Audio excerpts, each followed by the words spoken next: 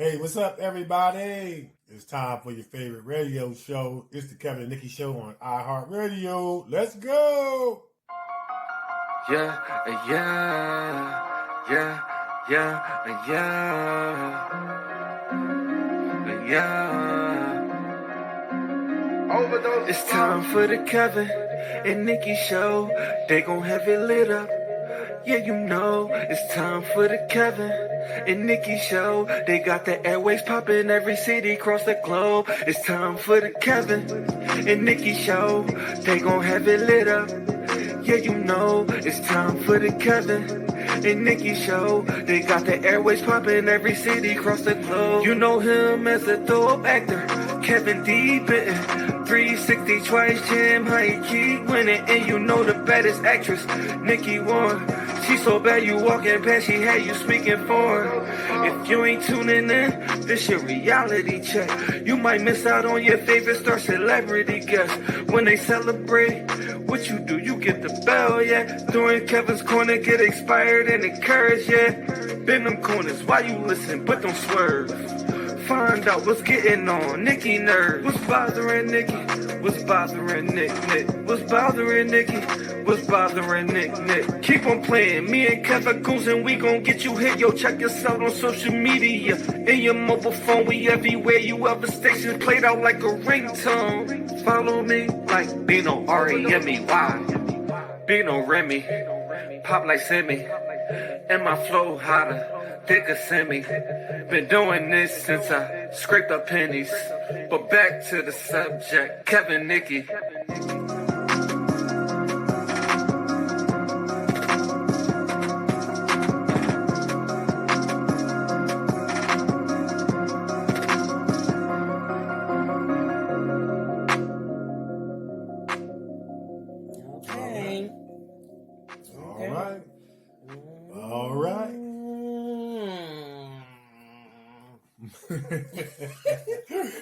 That sound like what's that like the meditation? Oh yeah.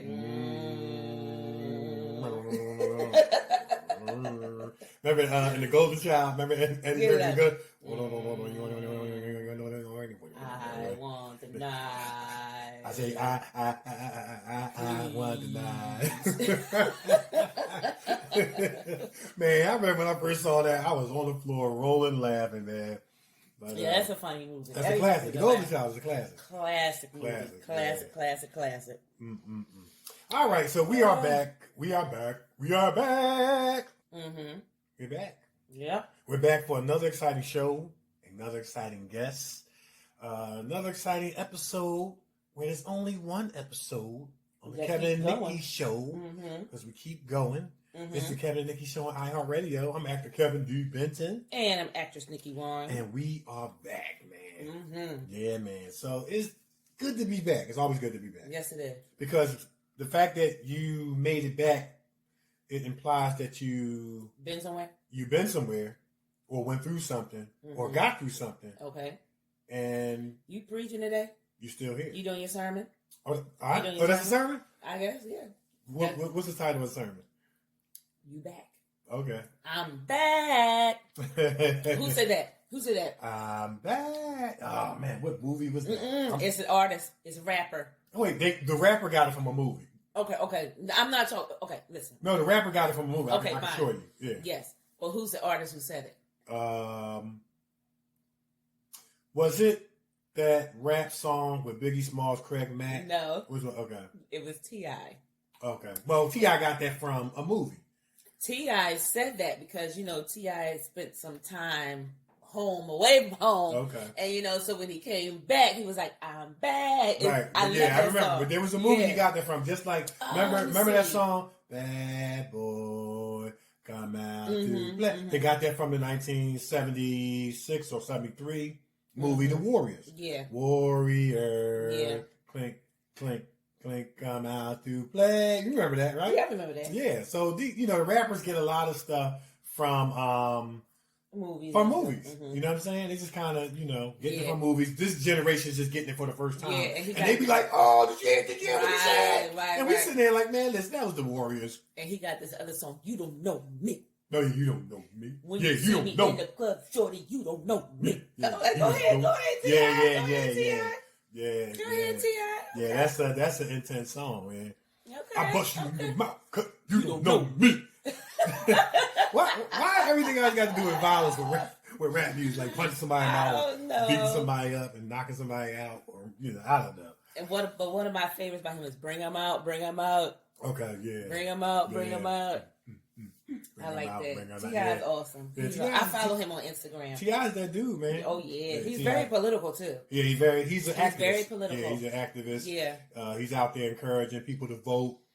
Definitely the African American community, and definitely the hip hop culture. Yeah. He has actually a commercial on BET where he's encouraging people to get out and vote and things like that, man. So a lot of those Hollywood celebrities are encouraging people. Sam been under fire for a commercial he did. Oh yeah? Yeah, he did a commercial encouraging people to vote, particularly African Americans, and he kind of went through this kind of historical procession of events that black people had to go through where we weren't allowed to vote and things like that. And they used footage from back in the day. Snap, they did that. And it was, of course, the video, the commercial was on behalf of Biden. And then at the end, Sam says, something along the lines or to the effect of, you need to get out and vote.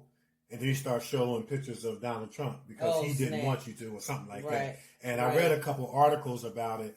He was under a line. He was under a line of fire. Oh, for that, yeah. And I'm gonna tell you, Sam fired back with some MF words because that's just Sam. Of course. F them, F that, F this, mother, F this. Of course. So he handled it in Samuel L. Jackson fashion. Okay. Samuel don't care. He don't care. I guess he said, "What y'all gonna do to me?" Right. What are you gonna do? That's pretty much what he was saying. All right, what y'all gonna do to me? As long as I'm getting them checked with them many zeros behind it. And who's going to not hire Sam? Hell yeah. Who's going to not hire Sam? Absolutely. You see what I'm saying? And here's the thing. If they don't hire Sam no more, he's set for life. Okay. So he good. First of all, Quentin Tarantino was like, okay, you ready? I'm ready. Right. Okay? Yeah. Come on. Quentin don't play with Sam. Yeah. They are best friends. Absolutely. Come on. Who going to not hire Sam? Yeah, absolutely. Please. Okay. Yeah. And he won an Oscar, so who gonna not hire Sam? Sam won an Oscar? Yeah, I think he won an Oscar. I don't think Sam won an Oscar yet. A Golden Globe or something? No, the Golden Globe is the Oscars, right? He won. He won something. He won something. If at minimum it was like a major nomination. It looked like an Oscar. I'm gonna look it up. I'm gonna look it up because we need to. Yeah, I don't think he's ever won an Oscar. I think he did. I'm gonna find. You know what? Right now. I think. What? Wait. When he went on the stage with Spike Lee, that was for Spike Lee. Yeah, it was for Spike Lee. Okay, but I think he did. Let me see.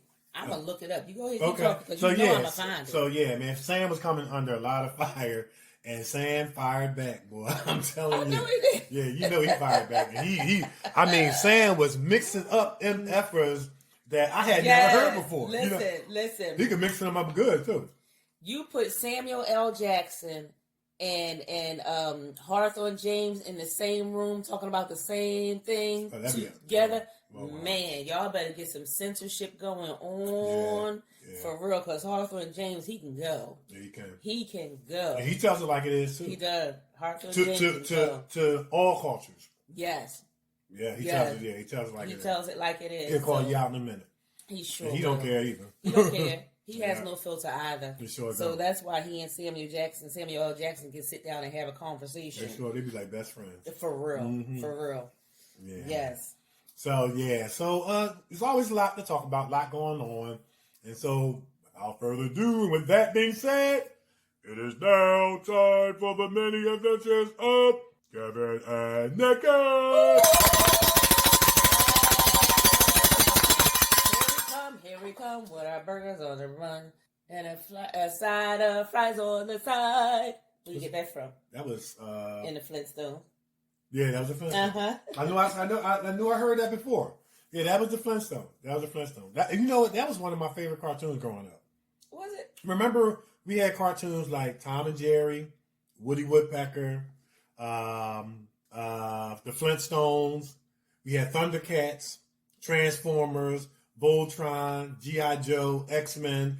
A lot of which is still out today, but we kind of had it in that organic form. You know, it's kind of just created or whatever. And the interesting thing was they didn't really have the technology back then to, like, you know, when Hasbro brought out Transformers and G.I. Joe, when they had the action figures. I had all the action figures. I had all the toys and all that other stuff that they have now. When Michael Bay, you know, created Transformers, they didn't have the technology back then to create what they can create now. And so that's why it can look like Optimus Prime is like standing right there next to Shia LaBeouf and things like that. Yes. And yeah, man. So yeah, of all the Transformers out there, be honest, which one would you like to meet first? Optimus Prime. I go for Bumblebee. You go for Bumblebee? He would have been my second pick. I go for Bumblebee. He is so much fun. I met Megatron before. Have you really?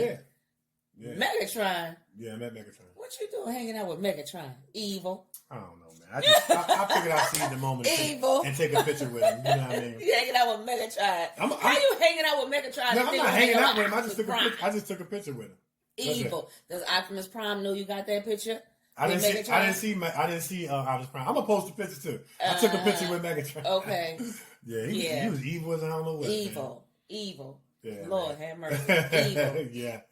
So what is going on in Nikee's world? Man, so listen, over the weekend, I took a break, you know, from studying the scripts and going over lines and different things like that and getting in the character. It's only but so much you can do in the mirror, you know, before you start, you know, going a little nuts. But so I took a break and I watched Lovecraft Country. And I got a little emotional with that because it focuses on, it's really about this guy who is supposed to be the heir to, who's supposed to be this heir to these white people. All the way down, generation. And he's supposed to have some type of powers that he don't know how to harness. Now, mind you, all the white people got the power. Got this magic or whatever, voodoo, whatever you want to call it. They know how to use it, and the African Americans, the black people, don't know how to use it. So the whole season 1 is out. I saw the last episode on Sunday. So the whole thing is about trying to, you know, black people trying to harness this power that was supposed to have been passed down generation to generation. And they got this book, the Book of Names. And the names in the book are supposed to be the family members of color who have this power, like the ancestors. And you're supposed to be able to call on these ancestors or something like that to get the power for yourself. Well, the series also touched on Emmett Till. Okay. And what they did was they reenacted Emmett Till's death. Oh, wow. There was the main voodoo girl, Caucasian girl. She wanted to know, she wanted to feel what Emmett Till felt at that time. I'm gonna tell you right now, nobody can feel that. Nobody can feel that unless it is actually happening to you at that time. Nobody. That's a feeling that nobody can feel. Just like, you know, people will say, I wanna try and reenact how Jesus felt. Nobody can feel like that. Nobody can feel like that unless it's actually happening to you at that time. But what they did was they took the two men who were the men who you know, did those things to Emmett Till, and they did those things to the girl, like beat her up real bad, shot her in her ear, shot her in the chest, then took the barbed wire, tied the barbed wire around her neck, put it on this tire thing so that the tire thing can drag her into the water. And so when she jumped back out the water without all the stuff on, she started crying on the floor, like hysterically crying. And, you know, they had to cut and go to another scene. I guess at that time she was just, you know, getting very emotional with that scene. And they did that scene. And then another scene they did was Tulsa, Oklahoma, with the bombing of the businesses and shooting of the people of color, the black people coming out of the businesses. So this series, it touched on a lot of things that happened back then. But when you sit there watching it, you get kind of emotional because you see them. They are shooting at these black people. You see the helicopters coming over, dropping bombs on these businesses, and it makes you think like, damn, that happened. Right. You know what I mean? That people were actually being treated like that back then. You know, and it just, you know, I just got a little emotional. Like, damn, we couldn't win back then, and it looks like we can't win now. Right. You know, so it was just emotional. So what made you kind of? Were you kind of surfing? Everyone kept telling me, Nikki, you gotta check out this show. You gotta check out the show. Like, have you seen Lovecraft Country? I'm like, no, what is it about? They said, listen, watch it. And I'm like, okay, fine. But I was watching other things at the time, and it was like, you know, come on, you gotta check out this show. My family was like, check out this show. And so I finally sat down and I checked out the show. But you know, each episode is like an hour long. Okay. But once you start watching it, you're like, you want to keep watching it. You can't stop watching it. Right. You're like, well, goodness gracious, because you want to see what happens next. And in this case, I wanted to see what happened if the black people want to rise up. Okay. You know, a little bit. Okay, are we going to rise up and do something? It was some little vindication here and there, but you know, it just made you look at it and shake your head like, damn. Right. Goodness gracious. Yeah. You know, black people survived all of that and still surviving to this day, you know, the nonsense that's going on. And then you look at how some people today, in today's time, during this pandemic, where a few people of color were called on the phone and sent emails by some people, if you don't shut your business down, we're going to burn it down. Right. You know what I mean? You did that back in Tulsa, Oklahoma. Right. Same thing, different time. And it's like nothing has changed. Right. You know, and I'm sitting there watching, I got a little emotional. You know, I called you on the phone, we talked about it. I'm like, you know, this is just crazy. Yeah. When is this mess going to stop? Right. So, I mean, for those of you who haven't seen it, you know, check it out at your own discretion. That's what I'm going to say. Okay. Because it does go deep into some things, and you're going to be sitting there with your mouth open on the floor like I was, like, and getting angry at some things. So. Yeah, and you know, when you talk about a show like that, and that's tying into true historical events, man, and then you go all the way back to the past, and then you fast forward to, like you said, today's time. Yeah.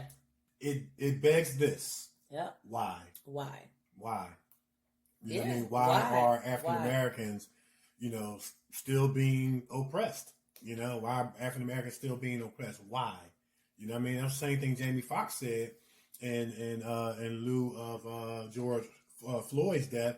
You know, he said, listen, I got nephews and stuff like that. And he said, you know, there's this differentiation in terms of how African Americans are handled in connection to the police and Caucasians and other cultures, and we just want to know why. You know, he said when it comes to Caucasians, there seems to be this patience and more of a grace that's being given to them, even when some of them have acted violently towards cops in terms of punching and things like that. But he said when it comes to African Americans, it seems to always be this brute force, and we just want to know why. Yeah, you know what I'm saying? And so shows like what you're talking about, and you know, that tap into history, and then fast forward to today's time, you know, we kind of see the same thing going on. It just makes you say, just why, man? Yeah. You know? There was one part in particular where this color girl,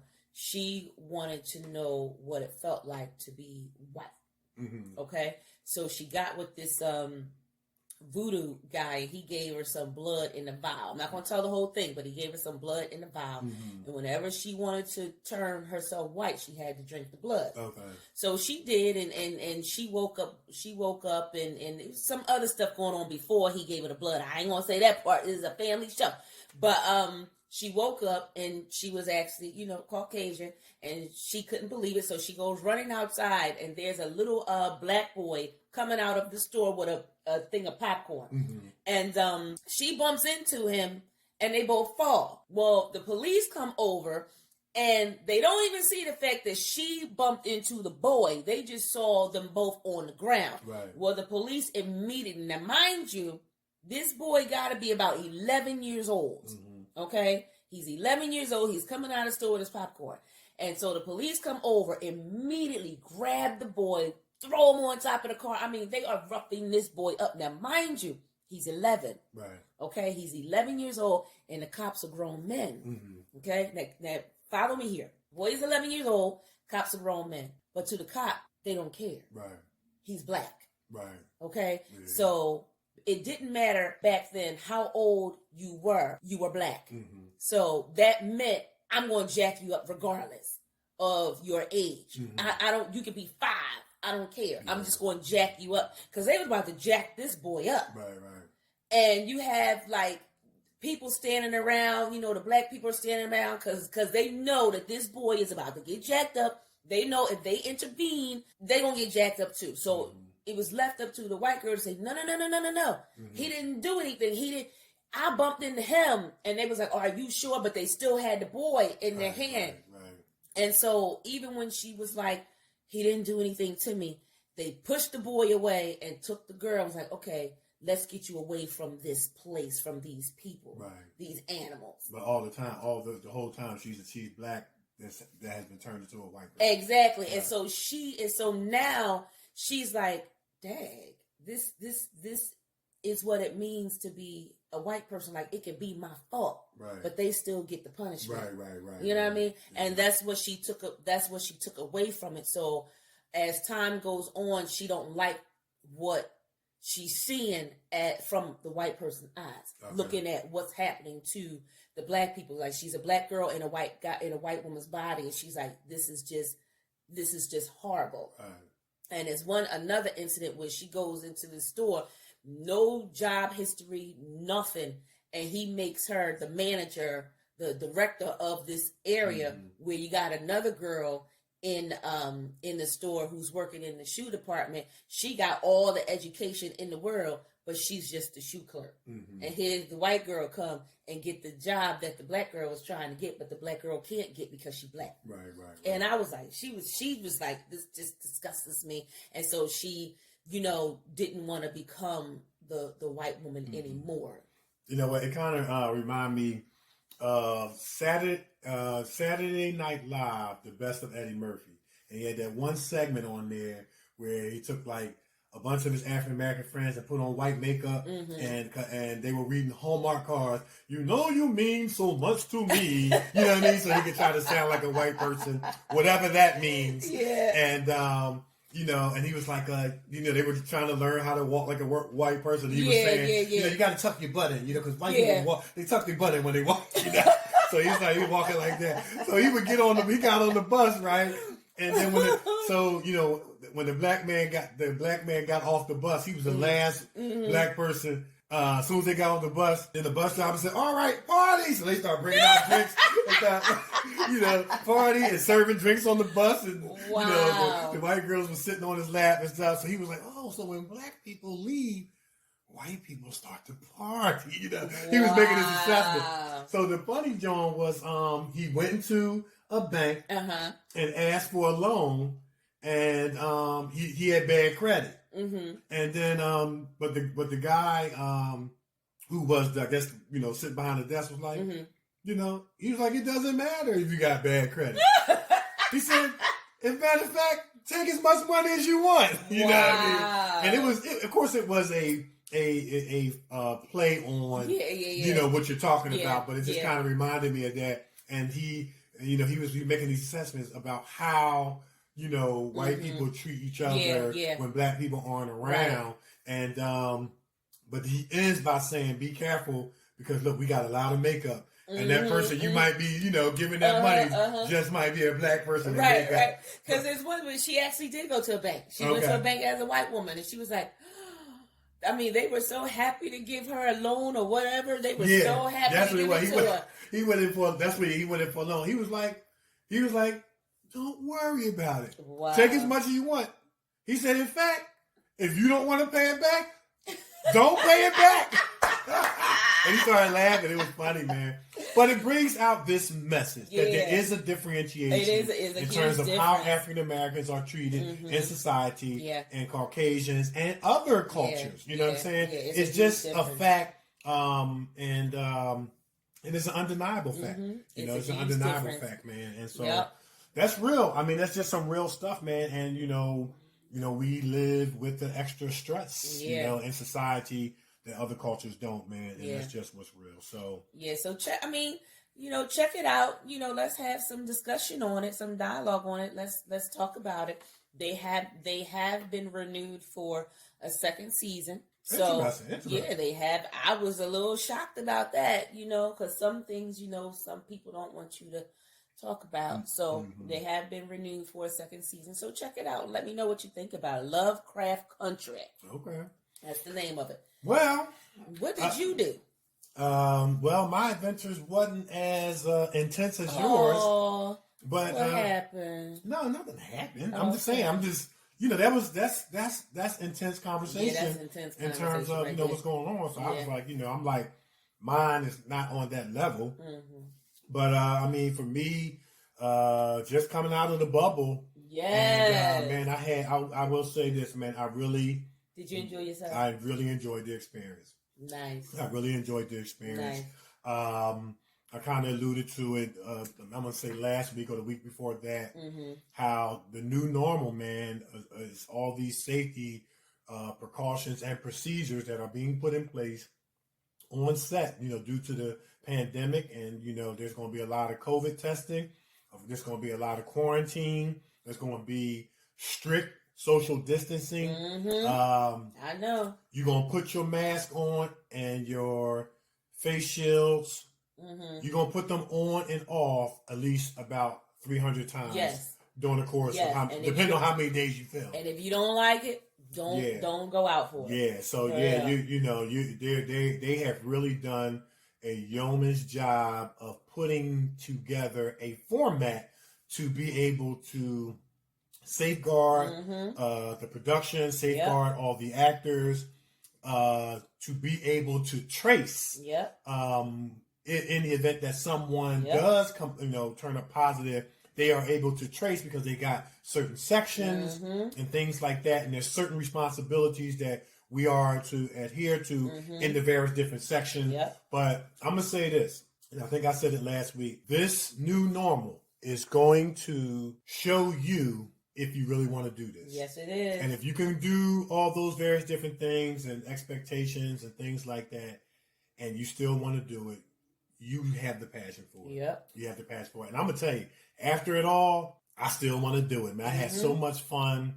Life is about adjustments. Yep. Life is not perfect. The only thing that's constant in life is change. Yep. And the best quality that we can have as human beings, as people, as a person, is adaptability. Yep. Because if we are not able to adapt to circumstances, situations, kind of like shifting on the fly in this life, we're going to struggle.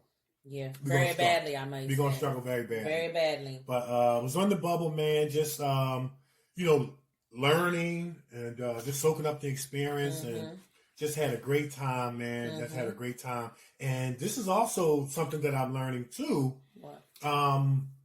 For these bigger productions. Of course, I can't say the name, NDAs and all that stuff. We don't want to violate those.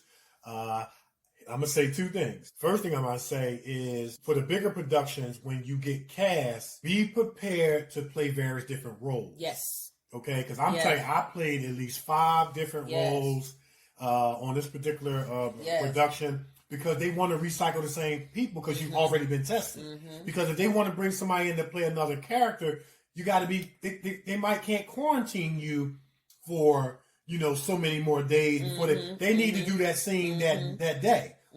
And so be prepared to play various different, roles and characters, and you got to be Johnny on the spot. That's so if the director says, all right, we need you to change your wardrobe and we need y'all to do this, don't complain. Just do it. Just do it. You know what I'm saying? Might be more screen time for you. You know what I'm saying? Just do it. And I played at least about 5 different roles, and I was happy about every last one. Because my chances went up. That's right. Probability wise. That's right. For getting some screen time. The other thing too, depending on the production, some productions will allow you to take pictures. Some won't. Because, so you have to, of course, adhere to, and when I say, let me qualify that because I know somebody's thinking take pictures, pandemic. Let me explain. I'm talking about social distancing photos. Yeah. That means you are 6 feet away. you're holding the camera up, and the folk you want to take a picture with is in the background. In the back. So that's what's happening right now. If you're on a production that will allow you to take pictures, of course, you know people take risks and they do things anyway. Don't get fired, children. Yeah, but yeah, we got to really remain safe. So now there's going to be a lot of pictures with people wearing goggles and masks. You know what I mean? With folks that you are taking pictures with in the background. You know what I mean? And so things have, I share that to say that things have changed. And we've got to adjust. And we got to adapt. And it's going to test whether you want to do it. And I'm telling you, I went through it. It was an experience. It was an eye-opening experience. I learned a lot. I saw a lot.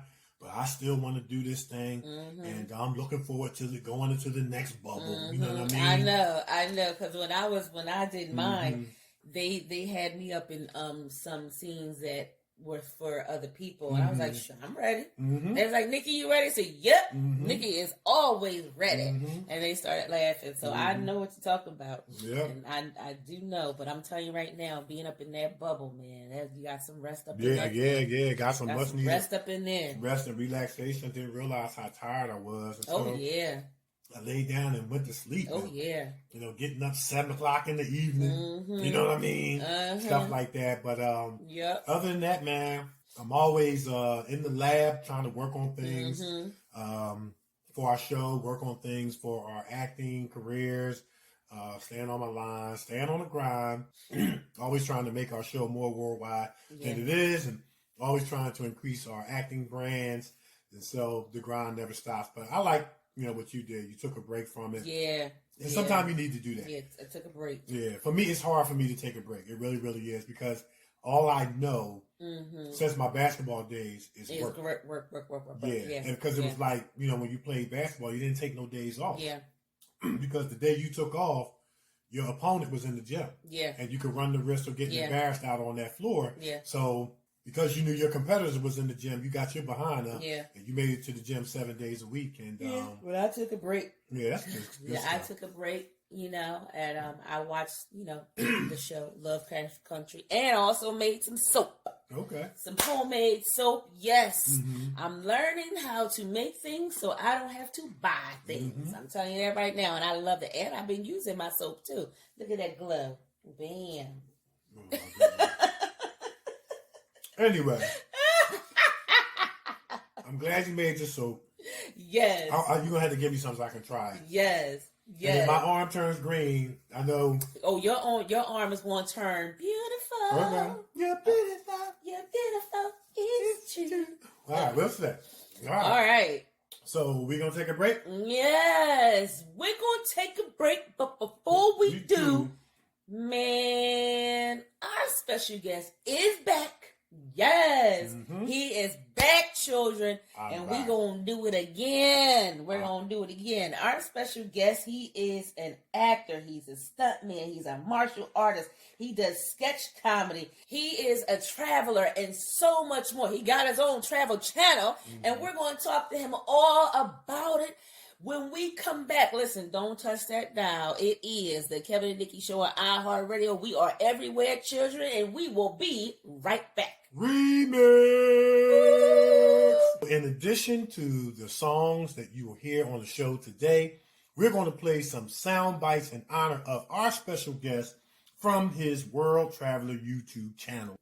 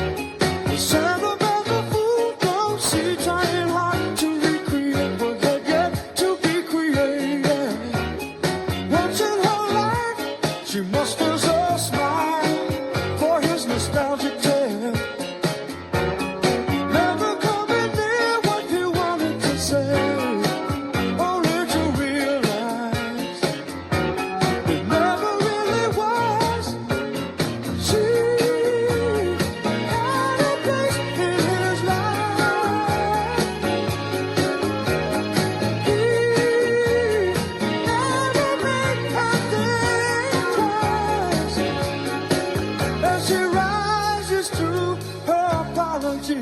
Anybody else would surely know. He's watching her go. What a fool believes. Do you see? The wise man has the power to reason away what she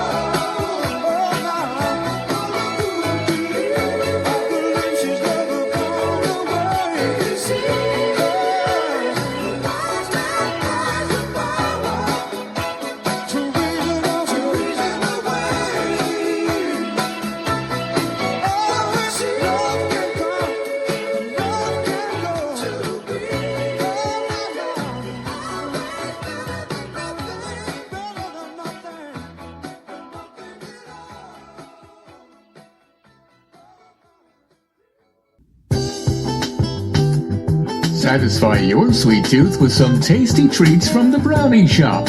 Fudge cupcakes, sweet potato pie, freshly baked bread, homemade ice cream, creamy chocolatey brownies, and much, much more. Check out their full menu on Facebook Brownie Shop or Brownie Shop 2019 Instagram. Get your next dessert from the Brownie Shop. Your sweet tooth will love you for it. Urban Elite Beauty LLC is an online urban beauty supply store that serves both men and women in urban communities. Our goal is to provide quality beauty solutions for our culture and community. Most importantly, we want to instill in our friends the importance of loving thy hair, loving thy skin, and to love thyself. Check us out on social media, on Facebook at Urban Elite Beauty, on Twitter at dbenton71, on Instagram at urban_elite_beauty, and for more information, go to our website at www.urbanelitebeauty.com or email founder and CEO David Benton at dbenton@urbanelitebeauty.com or call 609-217-5292. Check us out and see what the Urban Elite Beauty experience is all about. Hey everybody, how's it going? Travel Man Dan here, and welcome to today's episode. Today, I'm out here in Lake Arrowhead, California. Oh man, this place is amazing. I'm surrounded by fresh air and beautiful forest. And on this episode, I'm going to show you one of the really cool, exciting, fun things to do here as we check out this Airbnb. Sit back, relax, and let's go check it out.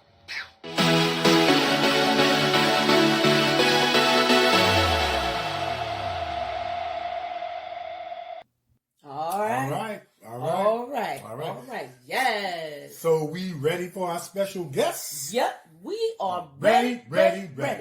Our special guest is an American actor, stuntman, martial artist, sketch comedy group member, and world traveler from Kenmore, New York, who has worked on films and TV shows around the world while living in both Los Angeles and Asia. Most recently, he played a mercenary in the epic sci-fi action movie Time Raiders. Directed by the awesome Daniel Lee, our special guest can also be seen working alongside legendary, iconic, international superstar Jackie Chan as the character Palace in Dragon Blade. While working in China for several years and having worked with Jackie Chan, Li Yo-bing, and other Chinese film and TV stars, our special guest felt the natural progression of return to the USA to continue to make his mark in the industry, and in the industry he did. He can be seen recently on shows like the CBS soap opera Bold and the Beautiful, Operation Repo, People Magazine Investigators, Deep Undercover, Bruce Almighty, and Constantine, starring Keanu Reeves, just to name a few notable films and TV shows. Our special guest is also part of the hysterical sketch comedy group Night Pants, who are based in LA and is a must watch. Yes. Our special guest generally portrays characters that are often seen as the gritty, hard-nosed cop/detective, the all-American soldier, or the down-to-his-roots, blue-collar, roughneck type, but is very versatile as it pertains to the various different characters that he can portray. When it comes to those characters that have to roll up their sleeves and get rough and tough, he utilizes his special skills that he has learned as a member of Far East Action Team based in Asia, who work doing the stunts and actions roles throughout the world. Our special guest is also known for his World Traveler YouTube channel called Travel Man Dan and his blog on traveling the world and working in cinema. Lastly, our special guest is also excellent at eating stuffed shells and meatballs due to his father's amazing homemade cooking abilities. So who are we talking about? None other than Mr. Danny Salay. Yes. How you doing, brother? I'm doing great. Yes, I'm excited to be here. Thank you so much for having me, and thank you. Nice to be here, Nikee, Kevin. I'm ready to go, and yeah, awesome. Thank you. That was a great intro. Absolutely. So yeah, man, we made it. Of course, a lot of social media announcements and posts, and we announced it at the top of last week's show, and we want to reiterate it on the top of this show. First and foremost, by saying thank you so much for coming back on the show. Yes, and we're so happy and glad to have you. And we also want to, say once again, apologize for the mishap. It was something that was definitely out of our control. That was the first time this happened in our 3 years running of our show. So we apologize to you, but we wanted to right the wrong, if you will. Not to say that we did anything wrong, but we wanted to have you back, man, because we want to take care of our special guests. And that's right. That's just how we do it in the Kevin and Nikee show fashion. So thank you so much, man, for being back. Yeah. Yes. Yeah. No problem. Thank you. And, like I said, I'm not on Mars, so there's not a real big deal. And let's just do it again. Let's just do it again. I like it. That's it. I like it. That's it. Yeah. All right, so we're going to do it again. We're going to jump right on into it. We're going to do it again. We're going to jump right in again. Okay, so because we didn't get a chance, to have our listeners hear the show, I'm going to ask the question again. Right. You got started. You're an actor. You're a stunt man, martial artist. You also does comedy, and you travel around the world. But what I'm going to do is I'm going to take it back to the beginning one more again. Tell our listeners how you got started in acting. Okay, great.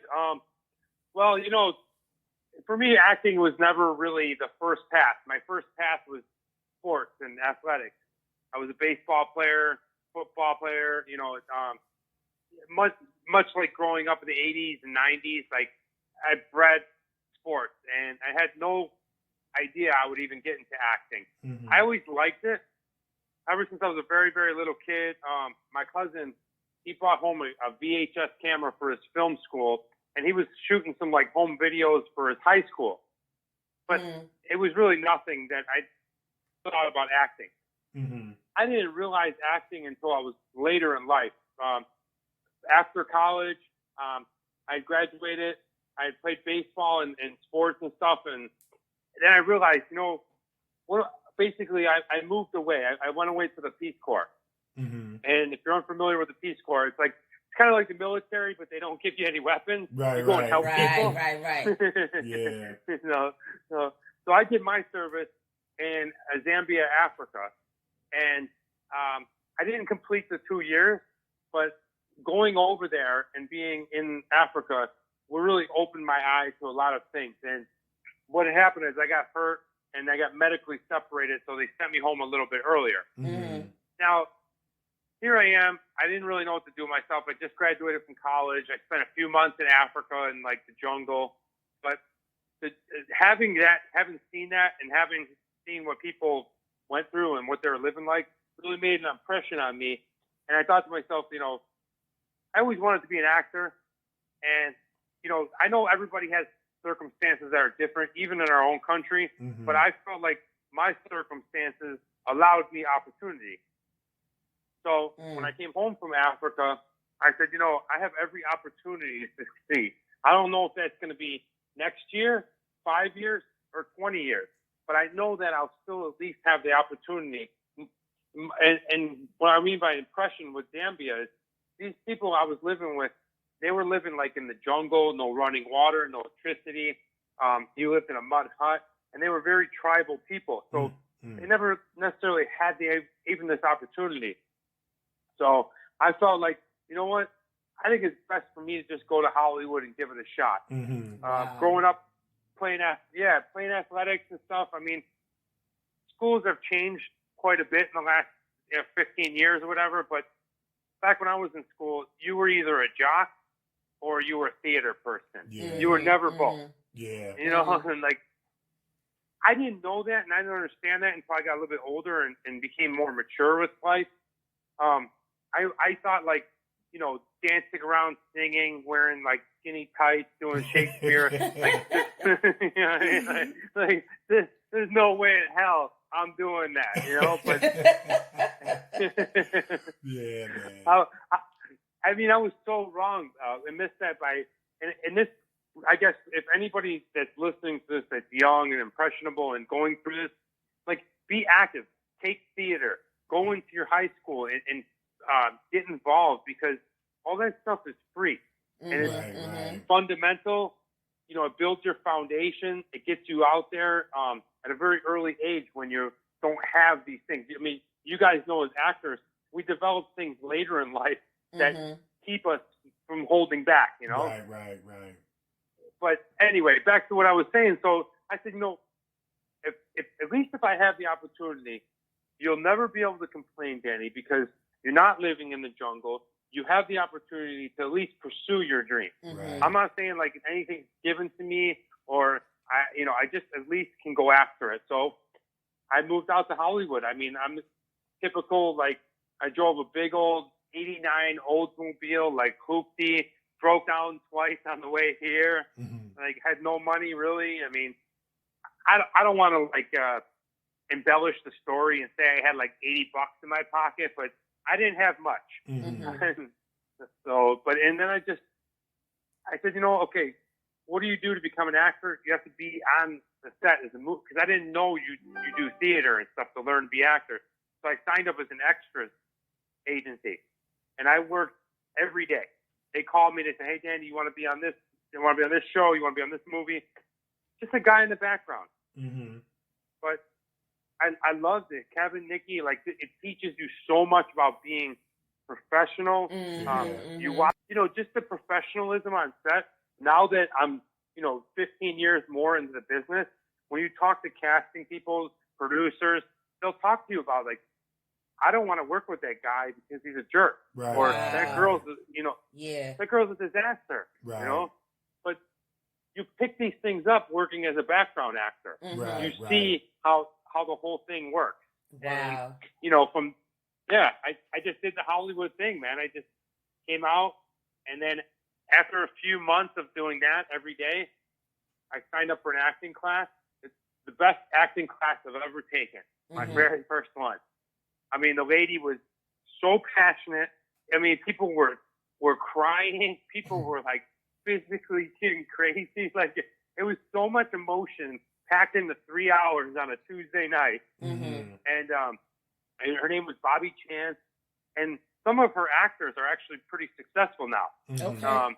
I know we talked about it a little bit, but another one of my classmates, his name is Alan Maldonado, and he's the lead on a show on Netflix called Sneakerheads right now.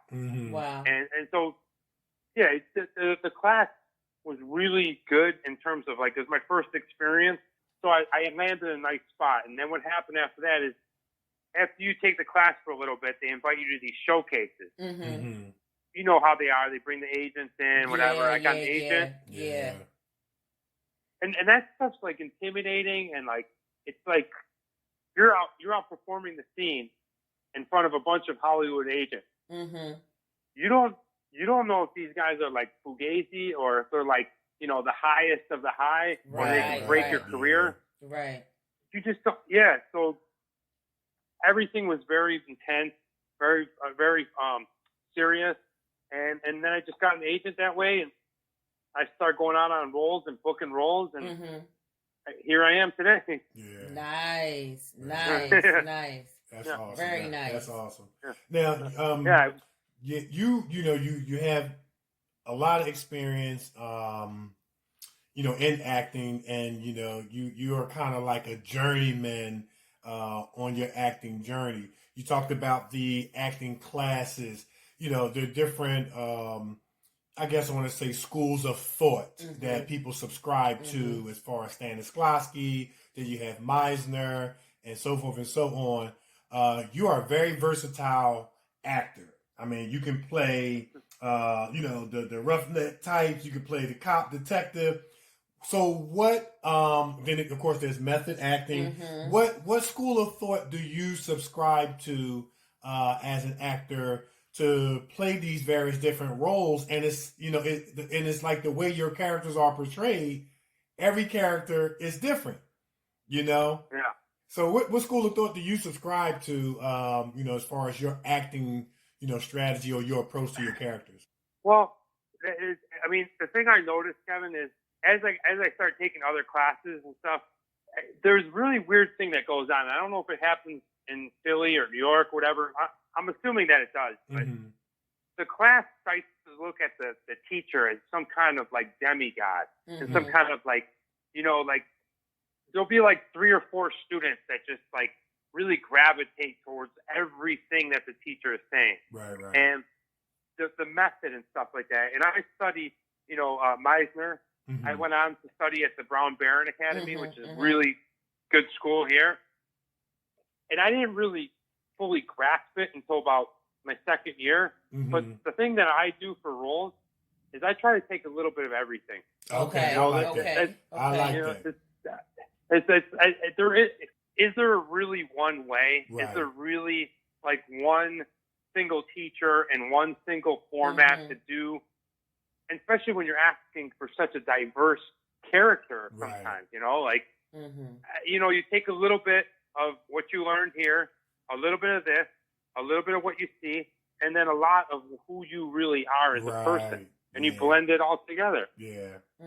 I love that, man. I really appreciate you saying that, because I've gotten a conversation with Nikee's and other acting friends, and we're advocates of grabbing information and education from as many people as you can, and because no one actor has it all, no one acting teacher has it all, and a lot of people in the industry frown upon going from this school to this school to this school, almost to the point where it becomes like an acting gang. You know what I mean? Like, you got to be down with us, so you can't be down with them. When you can't come from our school and go to their school. Like, you know what I mean? West Side, all this other stuff. When we're just here to become the best believable us and be the best believable actors. So I just appreciate you, sharing that, because I think that's the best approach. It should be the best approach. It's the best approach to, like you said, add some of who you are, take a little bit of what you learned over here, a little bit over here, do a little scene analysis, character development, and then you put it out there, and voila, you know what I mean? And I just think that that's just so awesome. And I'm sure that what you shared really helps somebody that's going to listen to this, because they're going to say, oh, I don't have to stick to this over here or be stuck to this over here, and I'm not doing anything wrong if I go over here.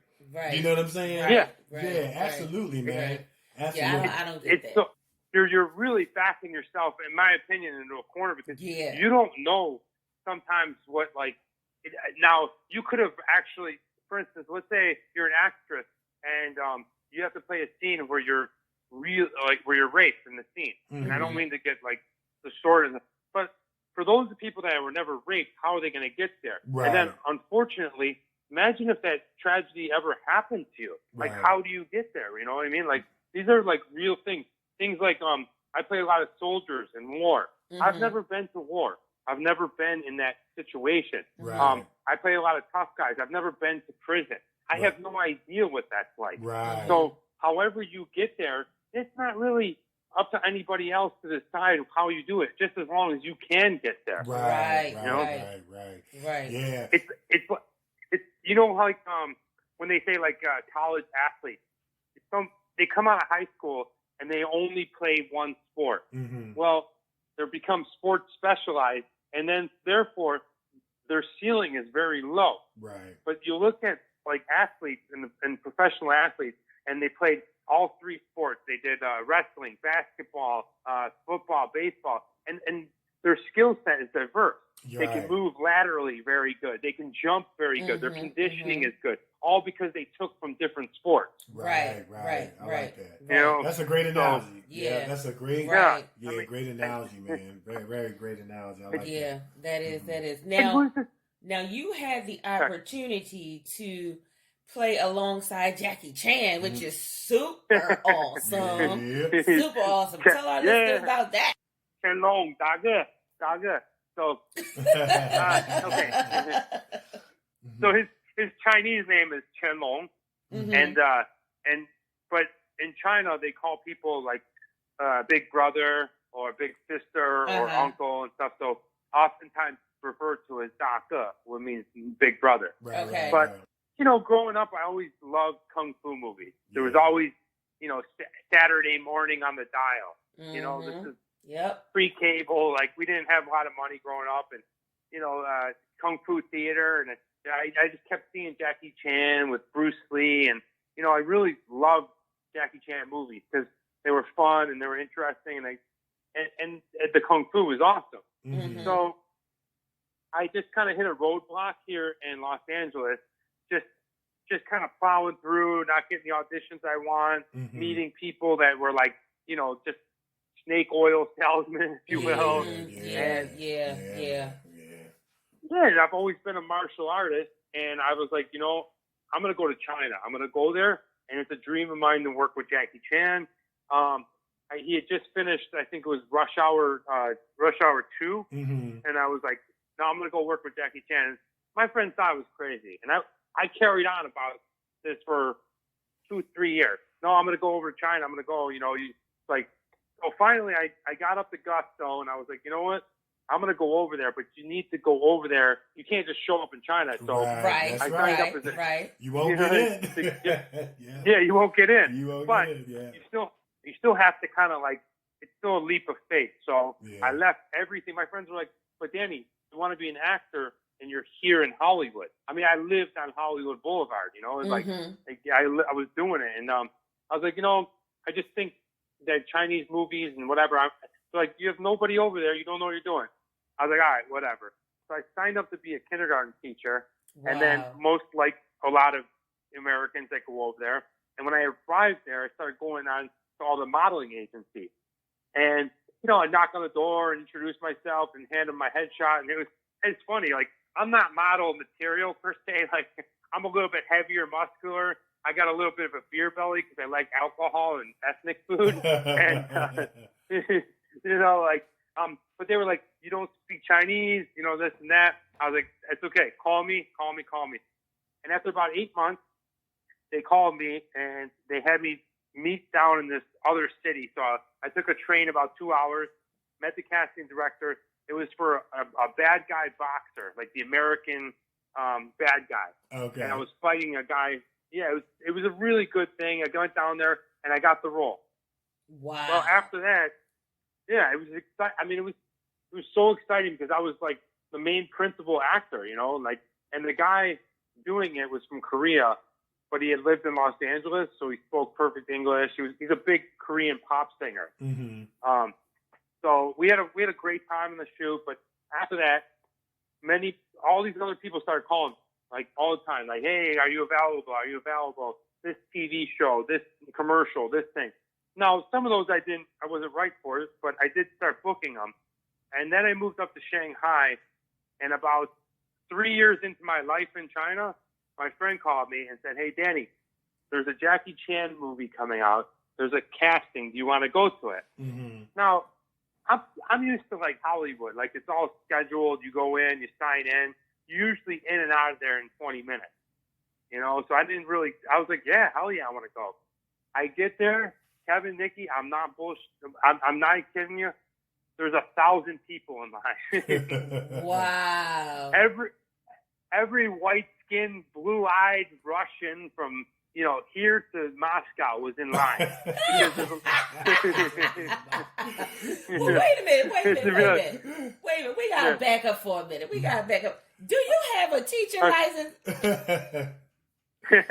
I have a degree in teaching. Yeah. Okay. Yeah. That's it. That's the way to work it right there. That's the way to get your foot in the door. That's it. That's the ticket. But go ahead, man. I used my skills to leverage to try to get what I wanted, but I didn't know if it was going to work. But anyway, here I am.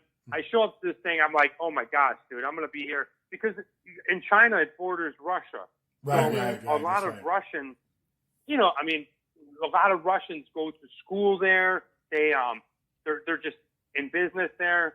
So when they're casting movies that needed foreigners, they look for 6 foot and above white people to play Roman soldiers. Right. That's just the type of movie. So anyway, I got lucky. I was there for about an hour, and then my friend knew a guy, and he brought us into it right away.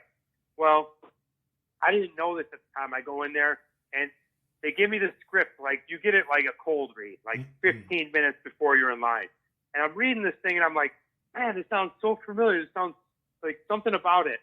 And sure enough, I look on like the back page where it was reprinted, and it was the script of Mel Gibson from Braveheart.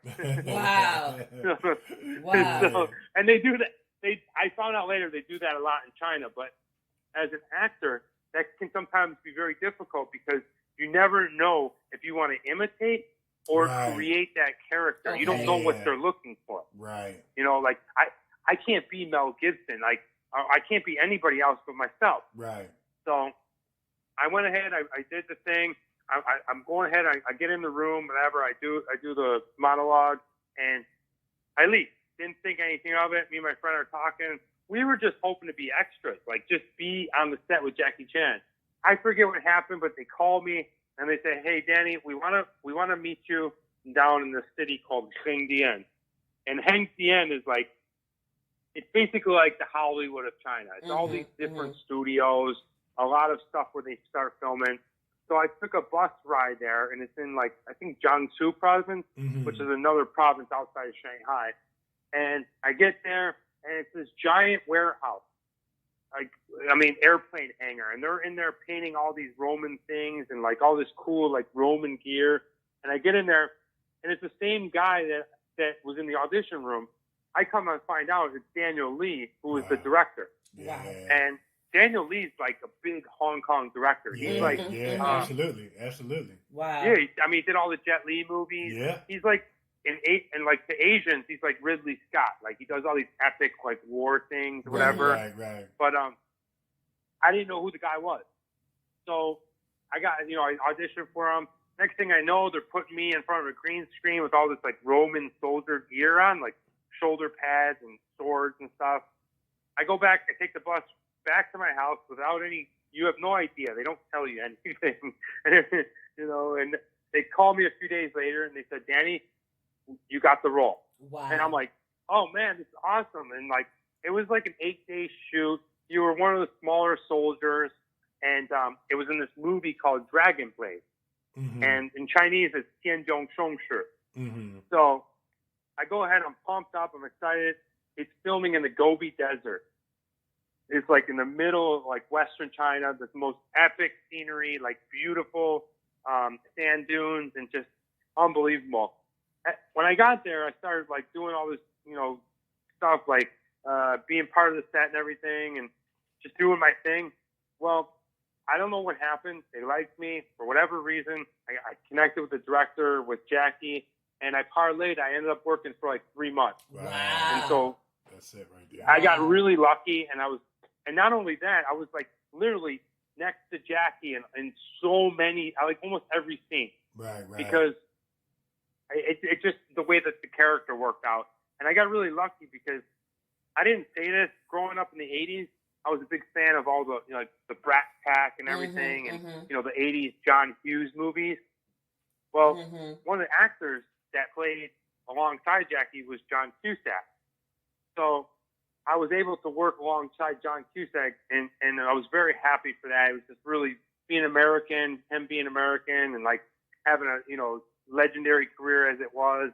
So it was just a really great experience. And had I not pursued that dream, I would never have that. And I'm really I'm proud that I did it. I'm proud that I took that chance to go ahead and try it. So if you're ever out there, if you're listening to this podcast, if you can hear anything, just try it. Go for your dream.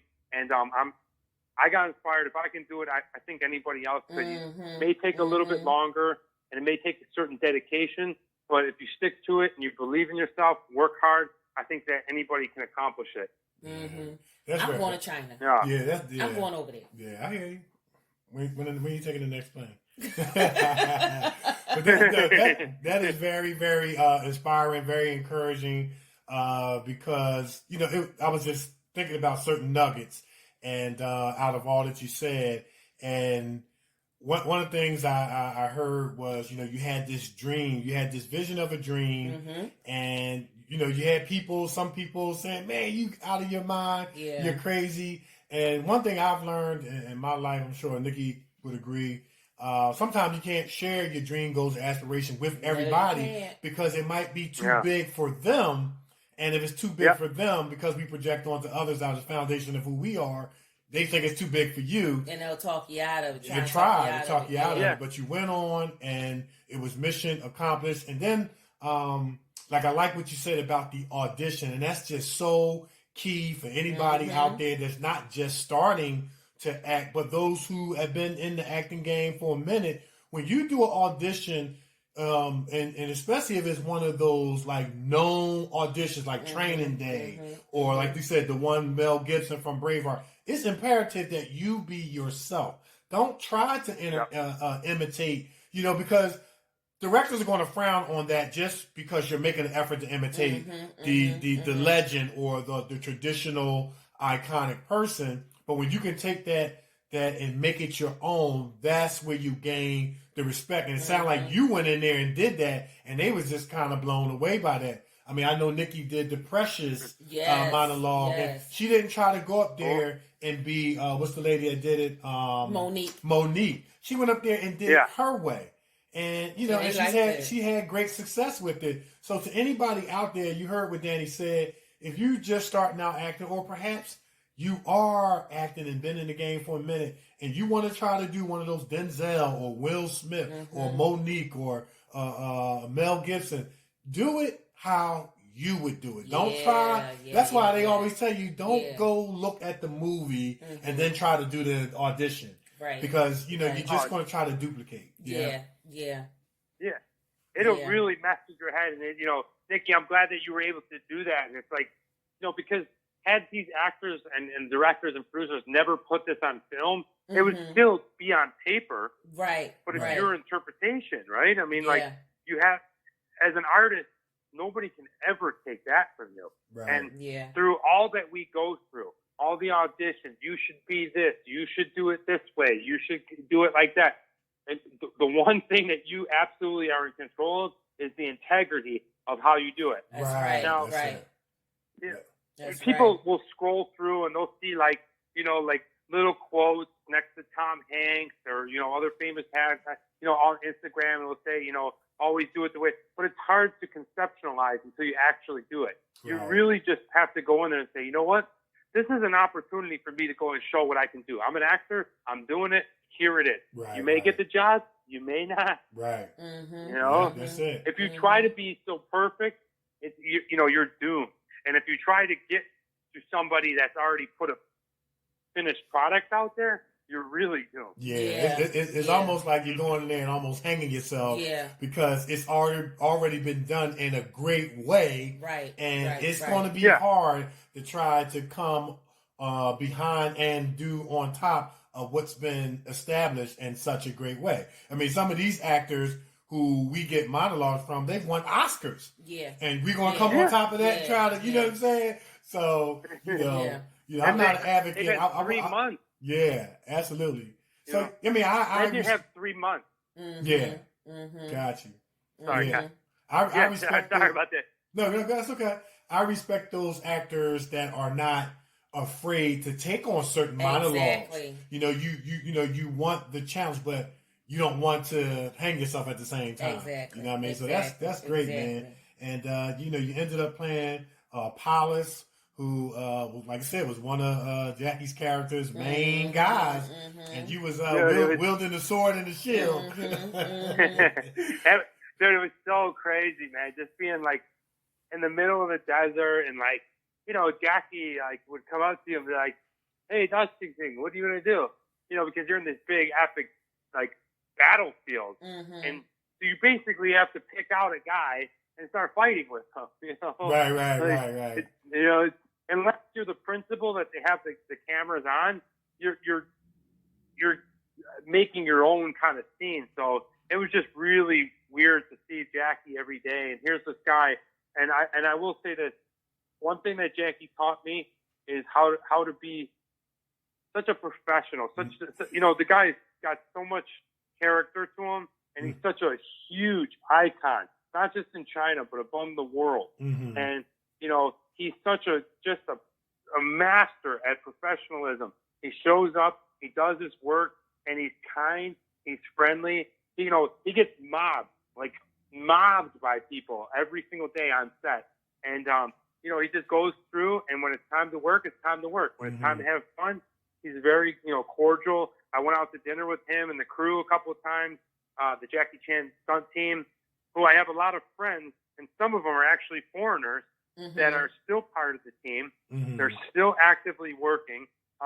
Just really, I can't say enough about all of those guys over there. They're just really top-notch guys. Awesome, man. Yeah, and Jackie, you know when you meet, like, you know when you have this persona of somebody, and then you meet them, and, like, they're famous, and they're like, he's not all that, or she's not all that. She's kind of mean and kind of rude, and, like, you know, nothing like that with Jackie. He's like the coolest guy, like, hey, da xing xing, ni hao, yao bu yao sui, do you want something to drink? You know? That's cool. He's very, very kind to. I don't care if you're Daniel Lee, or if you're the person with the money, or if you're an extra from, you know, the countryside. He's kind and he's sincere to everybody. Nice. That's a huge thing, because if I can take that away from, and I can build a career on just being a good guy, along with being a good actor, you know, it's everything, man. Yeah. Because you don't want to be the actor that people talk behind your back. He's a jerk. He's an asshole. He's this, that, and the other thing. You know. It's difficult to work with. Yeah, because your reputation precedes you, and you know, just being kind and being compassionate and saying thank you and being appreciative. Sometimes it goes a long way, but sometimes those things will get you indoors. But sometimes you won't have to be the best actor or have the best audition. They'll remember that guy or that young lady was kind, compassionate, so appreciative, humble, and thankful. You know what I mean? And they wasn't acting like divas and prima donnas. And, you know, they got in one big film, and you can't tell them they're not an A-list actor all of a sudden. And, you know, it's out there in the industry, man. And like you said, you get that label. And here's the thing. This industry, as you know, is smaller than we know. People know each other. People talk and things like that. And the worst thing you could do is develop that reputation. You would be better off somebody saying something about your reputation that's not true, and then them meeting you and seeing that you were totally the opposite than someone, then developing that reputation, and they meet you and it's like they find out, oh, dang, Joe told me about this, you know what I mean, or whatever. So yeah, man, it goes a long way. Because you want to walk away with Wow. people wanting to work with you. Yeah. You never know. Because just like, me, you, and Nikee, we're the actors that are trying to come up, but there's also directors, there's also producers that are coming up. Yeah, They're our futures. Yeah. We got to build, it's like a relationship thing. Yeah, you work on your craft, and you might get a shot at working with these people, maybe not tomorrow, maybe not next week, but in 5 years, it's a possibility. Absolutely. Life has a way of coming full circle. And as we always say, Nick, it's a relationship-driven business. Yes, it is. Relationship-driven business. Yes. Now, you also do some traveling. Yes. You do a lot of traveling around the world, and you even got a travel channel going on. Tell our listeners about Travel Man Dan. How you come up with that? Travel Man Dan. Travel Man Dan. It's it's funny, Nikee. I travel a lot for the movies and stuff like that, and I certainly was a lot before. And I was working on a TV show in Iceland, and I was playing a captain on a spaceship and whatever. It was a pretty awesome role. It was a dream to go to Iceland. Nice. But they come and knock on my door, and they knock on the door. They say, "Hey, Danny, we're not filming you for 4 days." And here I am. I'm like, okay, no problem. I'm stuck in Reykjavik. Not that that's a bad thing. It was awesome.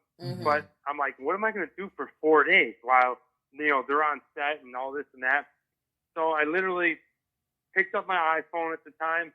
I walked outside and I said, you know what? I've always been against this because, this is the way YouTube and I look at it, not that I'm a thespian, but like, I definitely like take the traditional acting route. And I thought YouTube was, a little weird for that. So I was like, you know what? I'm just going to go ahead and just start a travel show, and I'm going to call it Travel Man Dan. Because I'd always wanted this. Walked around Reykjavik, came home, posted it. It was cool. People liked it. And then I was like, I'm in LA. A lot of people come to LA to travel. So let me go ahead and make some travel videos of LA. People, when they come here, they can check it out on YouTube.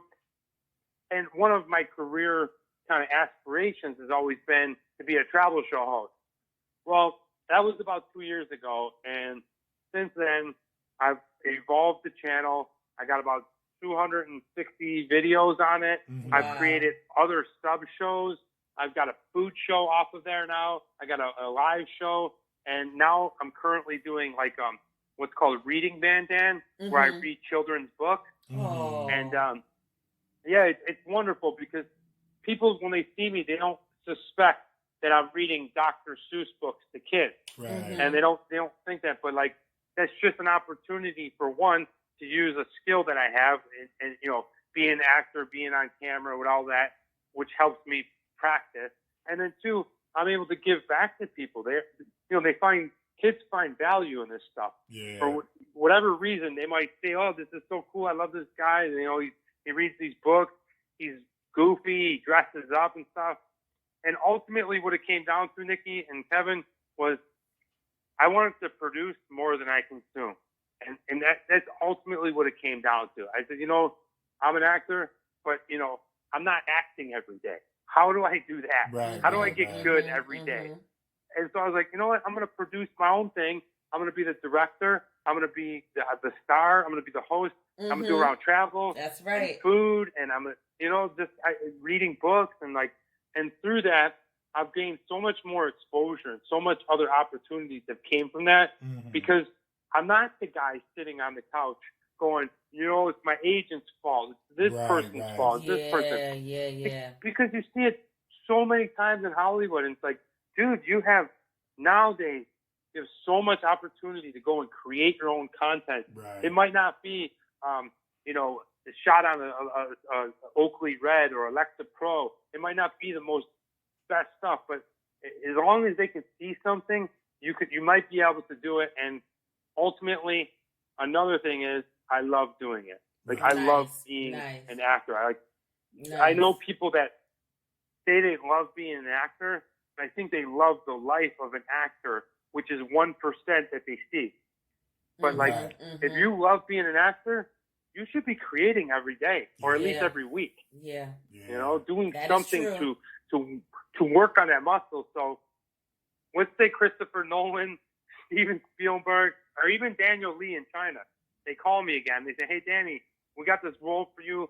You know, you're not rusty. You know, you just hop right in. You pick up the script. You're ready to go. You've been in front of the camera. You've been doing it." And so I love doing the YouTube, and it's opened up so many more doors. I was in San Diego yesterday filming, and it's just an opportunity to get in front of the camera and be, you know, what we're here that we love to do. Mm-hmm. Yeah, that's good. That's good right there. More than you consume. Yeah, that's real good.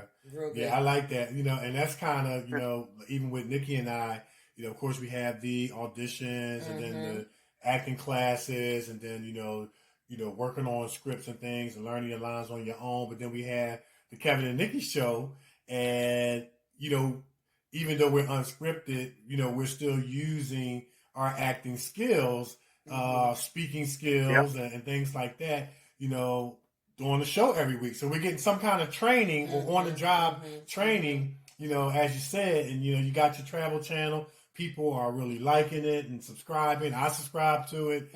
Nick subscribed to it. Thank you. And we really enjoy your content, man. And one thing I like about your travel channel is if you haven't been to the place, you know, that you're describing, like you take us there. Yeah. So you make people feel like they've been in Iceland. They just saved a lot of money. They just, you know what I'm saying? They went through your little channel. So they go that way. But you have this way in which you convey, you know, about the environment and what you're doing, that you just make people feel like, wow, I'm right there in Iceland, you know, with Danny. Yeah. And, you know, for people, quiet as kept, people want an escape like that. Yes, they do. Yeah, they want, you know, an escape like that. They don't mind an escape, especially with all the negativity that's going on with the COVID and all this sort of stuff. Man, they'll tune in and say, "Hey, man, where Danny going this week?" Almost like Finding Waldo. Yeah, where in the world is Danny? Where in the world is Danny? You know what I mean? Love it. It would be such a, you know, like pleasure for me to just, if I could pick a career, like I don't know what's going to happen, but what I know if you put in the work, you know, and continue building, something will happen. You know, like you just never know. Like, I mean, as an actor, you maybe you have a channel and you do a travel thing, and all of a sudden you become a travel show host off of that. Right. We don't know, but I know that sitting around will make you rusty, and it won't. You probably don't really enjoy it as much as you think you do. Right. You know, like I always tell people, like, don't you crave it? I crave it. I'm like, man, I want to get out there and create. I want to be in front of a camera. I want to work with this person. Like, I want to tell this story. I want to be able to be this guy, good, bad, or indifferent. I want to be able to tell it, you know? Right. Wow. Awesome. Nice. I love it. I've always wanted to do that. Be a travel channel host and go different places. I've always wanted to do that. And you get to travel, you know? Yeah, the benefit of traveling yourself. You know what I mean? But see, there's a limit to my travel. I don't want to go nowhere cold. Okay. That's the thing. Then you can't be a travel host. You're going to be a limited travel host. I don't want to go nowhere cold. I don't want to do that. So you'll be in California describing what Iceland is like. Exactly. That's right. I'll call Danny for help. Danny, tell him what Iceland's like. That's awesome. I know this guy. He's from Buffalo. He'll be fine. Let Danny take over the show for that one day. For all the cold shows. That's right. Let him talk about it. That's awesome, man. Yeah, I'm the type of person where I don't want summer to ever end. Right. Yeah. You know, I don't like it when the cold time comes in.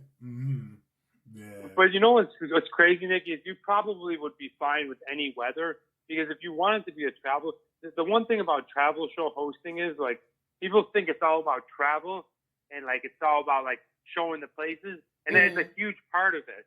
But for me, because I love people, man. Right. Yeah, you know, like, as an actor, actress, if you love people, you're able to connect to them. You just be yourself, be genuine, be authentic. Yeah.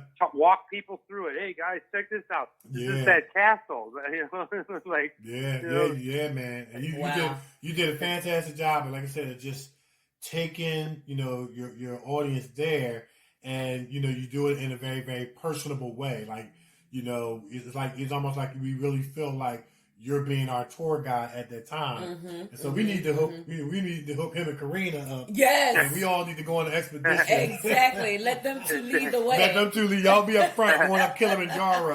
And then we can call in Kyle and Diana Noriega Wang. Yes. And we can all make this a let them walk up Mount Kilimanjaro. We let them go first. Let them go first. See how everything turned out. If anybody come back down the snowmobile, then we know to turn around. You know what I mean?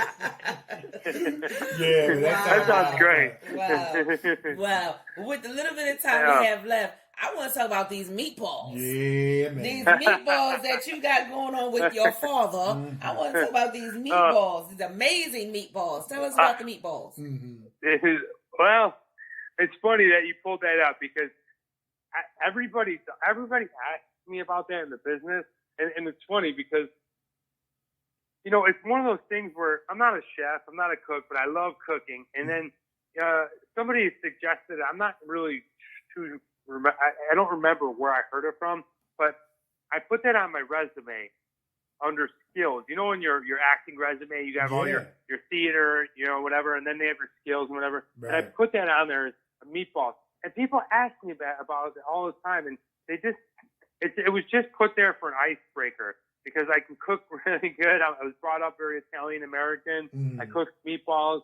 I love cooking, but I'm not a chef or anything. But just showing that you're a real person to a casting director, to a producer. Like casting people like meatballs, producers like meatballs. Yeah, Everybody likes. There's something within each and every one of us as an artist that makes us so normal. Right. That like if you can put that on your resume and you can ice break. Like, how many times have you been in the casting room where like, okay, say your name, all right, do your thing, all right, see you later. So if they come and ask you like, hey, how's those meatballs? You might get an opportunity to actually show them that you're a good person. You have some skill. You know what I mean? Yeah. And it's just a really good icebreaker. And I always tell like younger actors, because I forget who told me, put something on your resume that might be an icebreaker to show that you're a normal person. Yeah. You're just like everybody else. Yeah. I like that, man. And that's what it is. Yeah. Nice. What? That what you just shared is so powerful. And somebody just hearing me say that on the heels of what you just said, it's like, would think that I'm exaggerating. Let me explain. Because it's like, as an actor, we always pretty much have to be in public figure acting mode. We have to have our hair done all the time, and everything has to be right all the time. And sometimes we can become so mechanical because we have to always be an actor every time we step outside the door. And to be honest with you, a lot of actors will admit to this. Sometimes we're human. We're still human. We're not robots. Sometimes we don't feel like being an actor on a day. Sometimes we just want to search or long for normalcy.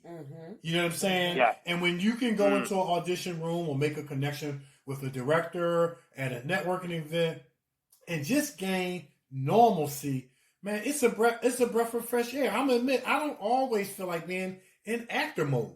And that's what's so beneficial about being around your few true friends and your family, because you don't have to be actor Kevin D. Benton and actress Nikee Warren and actor, Danny Salay. You just Danny. You just Kev. Yeah. You just Nick. Yep. You know what I'm saying? And people in the industry, like you said, directors, they want to see that too. Because to them that translates into, because this guy has a level of personality and down to earth aspects and characteristics. That's very, very powerful, man, because we're not robots. And neither are directors. They're not robots either. You know what I'm saying? They're not. Yeah.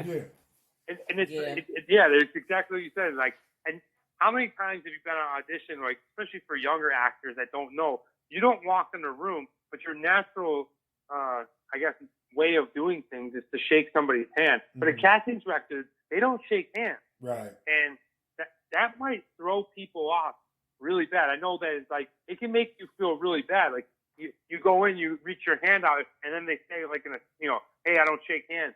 Well, you may not know that they have to see 100 people and they don't want to shake people's hands just because of germs and stuff. It could throw your audition off. But like, if you're able to break through on a level of like, works on, old Chevy trucks. And then the casting director was like, oh, so Danny, you work on old Chevy trucks? That's cool. Yes. What do you think about, you might have an opportunity to do that. Yeah. I'm not saying that it's like going to get you in the door on the next, huge movie. Right, but it just, like we were saying, it makes you just like them, a normal person. Yeah. Be able to do the work, go in prepared, be able to do your audition, but have some normalcy about you. I definitely suggest that. Yeah. And one thing I've learned about people in general, and this is in the industry, this is outside the industry. People tend to gravitate to what's important to them. Mm-hmm. You know what I mean? And something that you might put on your resume that's in line with normalcy might be something that's important to a director. Mm-hmm. And they tend to support and get behind, when people connect with them in terms of things that's important to them. And what you're doing, man, is you're adding the humanity aspect of this thing. And, and that's just so important, man, because, at the end of the day, we're not robots. We're still people. We're just professionals that may just have an exceptional way of doing, acting, or have exceptional, gifts, talents, and abilities. You know what I mean? And so at the end of the day, it's about humanity and storytelling and touching lives and hearts and persuading minds through our profession. It's about other people. You know what I mean? And, normalcy is about other people. And I think that's great. Nice. Yeah. And like what you were saying before about like technique and stuff like that, like I said, you can pull from any technique you want, but there's some fundamentals that you must always have. Right. And one of them is listening. To be a good actor, you have to be able to listen. Yeah. And, just putting that down and having that icebreaker and listening to a casting or a producer or anybody that has any influence on your career is so important, because you see it so many times that people are super talented, but they think they know everything. Yeah. They don't listen. They can't take direction. And the director won't want to work with you if they can't direct you. Yeah, absolutely. Mm-hmm. Absolutely. Well, look, we can end on that, man. That's right. Yeah, that was powerful, man. That was great stuff, man. And once again, Danny, man, we were so thankful and grateful to have you back on the show. And we want to have you back on the show in the near future too. You know what I mean? And catch up with you as far as your traveling and your acting. You might pack up and go to another planet and end up acting. As far as we know, knowing you, man, we want to get the behind the scenes scoop on the Kevin and Nikee show. You never know, man. Yeah, man, absolutely. You be calling from Mars, Danny. How is Mars? It's life on here after all, Yeah, man. But continue. You never know, right? I That's true. Yes. We got a YouTuber that we're sending up to space.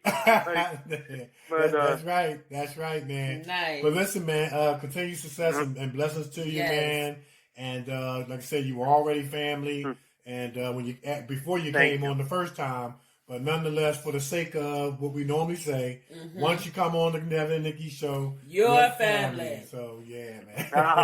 That's right. Yeah, well, really, I mean, thank you. It's so easy and so nice to talk to you guys both. I really appreciate it. I want to give a special shout out to Diana Wang, who actually introduced me to you guys. So thank you, Diana. Really, really supportive and an encouraging person that, just kind of looks at it and says, thank you for being who you are. And thanks for introducing me. Thank you for having me on the show. Nikee, Kevin, I wish you guys the best in your career. If I can ever help, please reach out. I think if you ever want to check out me, you can check out my show on YouTube, Travel Man Dan. And, if you want to check out my website, it's DannySalay.com. Other than that, really, thank you so much, and I look forward to a future. First, being healthy, and then we'll see everything from there. We'll develop, and I appreciate you guys having me. Yeah, no doubt, awesome, man. awesome. We're so glad to have you. Yes. So yeah, guys, for everybody out in Listen Land, check out Travel Man Dan. Check out his website, man. We checked out his travel channel, and it is very, very enjoyable. Yes, You're gonna love it. And next time when you come on the show, maybe we're gonna talk a little bit more martial arts. I got a little bit of martial arts trivia that I would like to give you. But matter of fact, I'll give you one before you roll out. Can you name the 5 styles of the 5 deadly venoms? Oh, man, you put me on there. Okay, so which 5? Are we talking like gold? Are we talking like frog style? The Shaw Brothers classic Kung Fu classic movie. If you can get, we'll help you out. Don't worry about it. If you can't, matter of fact, that's your homework for next time. Okay, I think I know it. Okay, if you got it, go ahead and throw it out there. Is it monkey, frog, dragon, praying mantis, and snake? You got, okay, so it's centipede, snake, centipede, snake, toad, lizard, and what's the other one? Scorpion. He got it. That's Scorpion, it. okay. Yeah, he had it. Okay. He had. Go ahead, then you get the bell. You get the bell. Yeah. Okay, Danny. You better go ahead, Danny. Okay. That's what's up, man. Okay. That's what's up. Yeah. Dude, you guys are awesome. Yeah. Thank you as well, man. Awesome too. Yeah. Thank Take you, care, man, and enjoy the rest of your evening, man. And keep in touch, and we're gonna keep in touch the same. And yeah, man, we're looking forward to reconnecting and continue to stay connected and like in the near future, man. Yes, so, yes. This was a lot of fun, man. Yes, it was. Yes, it certainly was. Thank you, Kevin. Thank you, Nikki. All the best, and I'll be in touch, I guess. Awesome. Yeah, all right. Bye. Yeah, take care now. Thank you. Bye-bye. Yeah. Man, wasn't he awesome? Awesome. We told people. That was the remix. We told y'all that was the remix. Travel Man Dan. That was the remix. We told y'all, man. It's the remix. It was the remix.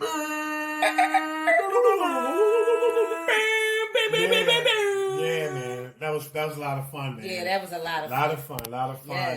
Yes. His journey is so adventurous. Yeah. You know what I mean? Yeah. And, even though his journey, we got the fast forward version, because some stuff took 4 months, 6 months, 8 months. Yeah. But his journey makes you believe. Yeah. You know what I mean? It's very inspiring, so encouraging, so motivational, and it makes you believe so much that it will make you want to try. Yeah, I want to try. Man, listen. I would like to try and go to China and teach something and see if I can get up in some movies as well. Okay. I want to exercise my passport. What would you teach? I want to fight. Oh. What would you teach? What would I would teach English. English, okay. Yeah, I would teach English. Okay. Yeah, I would do that. And I would teach English. Okay, that's it. Teach English. That's good and stuff. but the movies that I would like to get in, I want to get in with the swords. The swords, okay. Yeah, the sword fighting and stuff like that. All right, yeah, man. Yeah, because I'm getting ready to take a class, y'all. I'm ready to take a class. Yeah. Well, you actually you kind of got a little what I want to say training lesson on the various different swords. Yeah. And when I held the sword, you notice he said my form was good. And you notice I jumped behind that wall too because I was like, you are not gonna accidentally cut my arm off. See. Just to be on the safe side. Oh yeah. No, but you had good form. You did. I got to give it to you. Yeah. Was that the first time you picked that kind of sword up? Yeah. That was the first time? Yeah, I'm going to tell you how I learned how to do it, though. What's that? Watching TV, Game of Thrones. Okay, yeah. Learning how to, hold it from watching all of those films that are like about, medieval times and stuff like that. I learned. I watched. That's right, because the director said you had good technique. Yes, he did. So I cannot wait for class. Yeah. I want to joust, too. No, I'm not going that far. Jousting is when you get on the horse. You got the long pole. No, not That's jousting. No, fencing. Oh, fencing. Okay, I'll try that. Fencing. Yeah, I would like to try I want fencing. to do fencing. I want to do that too. Because there's an art to fencing. I want to do fencing, the sword fighting, and I also want to do the arrow. Oh, the archery. The archery. I've tried archery before. Because I really like it how when you get in those like medieval movies, like let's say 300, and how they were all the way in the back, and they shot the arrow up in the air. You see all the arrows coming over. I want to do that. There's people. I'm about to share something that people probably always notice in medieval movies. Like you talked about when they shoot like the 1,000 arrows in the air. What do the soldiers do? Like you have a group of soldiers together. They always, when those arrows are in the air, they do the same thing in every movie. But it's something that they used to do in real life. It's called a turtle shell. So you get the group of soldiers, and they all hold their shields together, and they form like a turtle shell, so that the arrows will hit the shields, and of course not kill people. But it's actually called a turtle shell format. And they do it in all the medieval movies, and I'm sure somebody probably say, "Oh yeah, I've seen them do that." Well, that's where it was derived from. It was a real technique called the turtle shell that they really, really used. So I'm looking forward to talking about swords. I'm looking forward to playing the knight in this feature film. Like I shared before, maybe I think I want to say a week ago, how when I did the Zane video, I had the chance to be the private investigator. Right. You know what I'm saying? Right.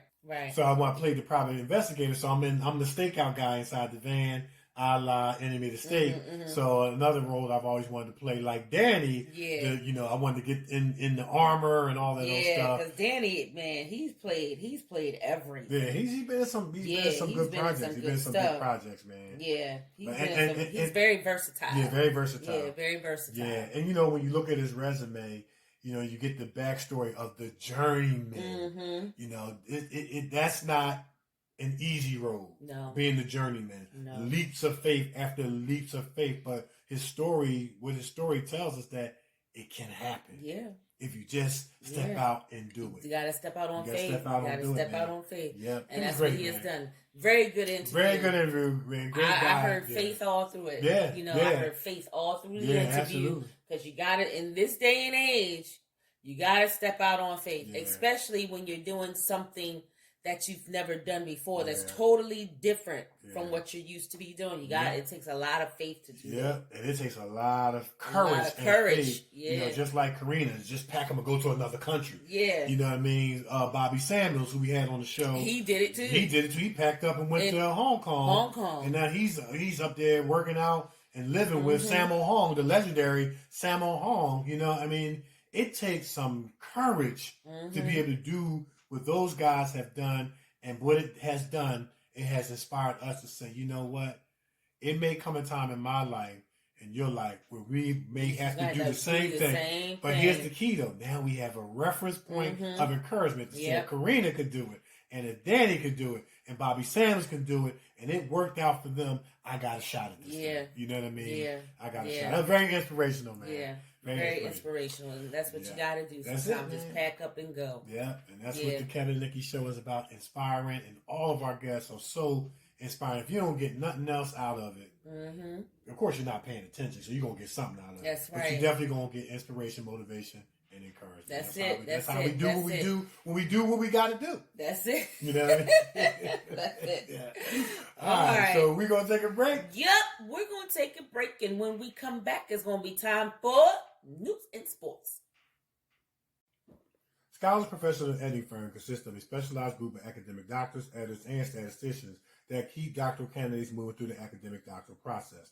The Scholars Group accepts doctoral dissertation, capstone projects, premise, research studies, research proposals, and oral defense preparations and presentations. The Scholars offer both qualitative and quantitative research assistant data analysis, dissertation editing, writing support, and mentorship through their Bootcamp 8-week online program. The Scholars Professional Editing Group will keep you moving. And for more information, visit www.thescholarsedititing.com. That's www.thescholarsedititing.com. Or contact Dr. Tamika Haynes at 281-315-6053. All right. So now it's time for News and Sports. All right. So in sports, this is going to be real quick. We got two things. We had Teofimo Lopez Jr. upsets Vasily Lomachenko to claim the undisputed lightweight crown in masterful performance, Lopez took it to a pound-for-pound great over 12 rounds to win all 4 recognized belts at 135 pounds. Lomachenko versus Lopez cards result. Teofimo Lopez Jr. Defeats Vasily Lomachenko via unanimous decision 116-112, 119-109, 117-111. Arnold Barboza Jr. defeated Alex Saucedo versus via unanimous decision 96-93, 97-92, 97-92. And Edgar Berlanga defeats Lionel Bellows via first round knockout TKO. The Lomachenko versus Lopez scorecards, round 1 through 3 went to Lopez Jr. Lomachenko won round 4. Lopez won round 5, 6, 7, and 8. Lomachenko won rounds 9, 10, and 11. And Lopez won round 10 to unify for the first time in a long time. He is the undisputed. Okay. He's unified all the belts. Okay. And so now a USA boxer is the undisputed. And I don't think we've had that since, Muhammad Ali back in that day. So this is a big deal. Nice. So a star is born in Teofimo Lopez. I watched the fight. It was a great fight. It was Lomachenko didn't get beat up. Mm-hmm. It was a kind of tactician kind of boxing match. Very, very cautious, very strategic. It turned into a slugfest in spurts. Okay. But for the majority of the fight was, if you were looking for a slugfest, you probably wouldn't have liked this fight. Okay. But if you love boxing, you would love this fight because it was a tactician's fight. Okay. It was a get a punch here, get points here, earn points here. Okay. But they did mix it up every now and then. Okay. But I think Lomachenko waited too long to start being more aggressive. The first 5 rounds, I just thought he was kind of overly cautious. Okay. To the point where, like, the first round, he only threw 2 punches. Whereas Teofimo threw more, so the probability says if you throw more punches, you got the probability of landing more. Okay. So he was a little bit too cautious, but then when Lomo came on, he took a stretch of rounds, and in my opinion, from what I saw, it boiled down to that last round. Whoever won that last round was going to win the fight. And Teofimo kind of turned it up at the end and just started throwing more punches. Okay. You throw more punches, the probability of landing is higher than someone who doesn't throw as many. But Lomo was throwing his share, man. It was a great fight. 2 great champions, and congratulations to Teofimo Lopez, man, for bringing and unifying the belts and bringing them back to U.S. soil, or keeping them in U.S. soil. And my other story is the Philadelphia Eagles. Stop this nonsense with overcharging with these seats. Y'all got to win some games first. Yeah. The NFC East is the only conference you can be 1-45 and still be in first place, and y'all got skyrocketing tickets. Stop it, please. Yeah. All right? Yeah. That's all I got in sports. Oh, okay. You sound a little angry. With the last part. A little hangry. You know what I'm saying? Come on, man. They going to be overcharged. I got to at least win. Win something. You only got one game, but you in first place. You're going to, win something, and then let's see what's going to happen. Yeah, they're jacking up the prices. You know what I mean? Come on, man. $300 for nosebleed seats. Come on, man. Wow. Stop that. Well, in news, the only news story I have right now is that Monday... So, Pennsylvania, I hope that you all got your registration done, because everyone was supposed to have their registration done by the 19th in order to be able to vote. You have to have been registered to vote by October 19th, and that was Monday. So, I hope you guys got your registrations in. I hope y'all did it. I hope, PA, I hope you turned out. I hope you turned out and did your thing, and because this election here, this election is the most talked about election since Obama. Okay. This election is very, very, very, very, very, and I got 1,000 more berries after that, important.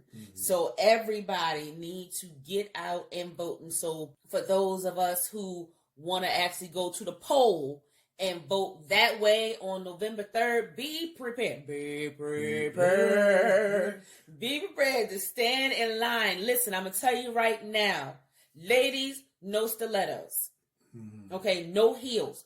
Put on some flats, put on your sneakers, because you're going to be standing for a minute. Bring a little comfortable chair or whatever. I don't know how fast the lines are going to move. But listen, be prepared. Leave the attitudes at home. You already know it's November. Yes, it's cold. Dress accordingly to the weather. Dress your children accordingly to the weather if you're going to bring your babies with you.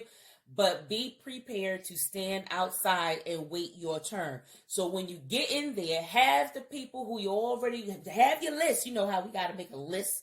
Have your list that you're going to take in there, who you're voting for, different things like that. But just be ready. We don't want no foolishness on November 3rd, no fights and different things like that. We already know that this is one of those crucial elections. We already know what this election entails. So just be ready, be prepared, and let's go and do what we're supposed to be doing. And that's it. That's all I got in news. Man, you know what?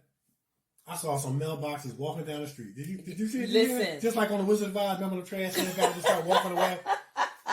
The mailbox thought I was coming to vote. You know what I'm saying? I was coming to pay some bills, and he got and walked away. Listen, let me tell you. I'm going to be honest. I have never seen mailboxes be relocated in my life until this election year.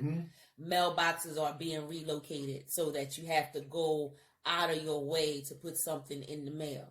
That's ridiculous. That's ridiculous. So if that doesn't tell you that change is needed, children, come on, I don't know what to tell you. And then after I paid my bills, right, I walked past the mailbox, and I heard some movement. Okay. And I turned around, and the mailbox had moved over a little bit.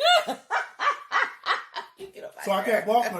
Every time I turned back around, look, he moved over a little bit more. Something going on, man. Something is going on. Okay, Houston, we have a problem. These mailboxes are alive. They are alive and walking off. How about that? They're walking off, man. They are alive and walking off. We're going to have to start bolting them down now. You know what I'm saying? I thought they were bolted down. Hey. Mailbox just got up. Anyway. I thought they were, but hey, we know, hey. All right. Hey. Yeah. So we are going to take another break, and we come back. It's going to be time for my favorite part of the show. It's going to be time for What's Bothering Nikee. It's the Kevin and Nikee Show on iHeartRadio. We're everywhere, and we will be right back.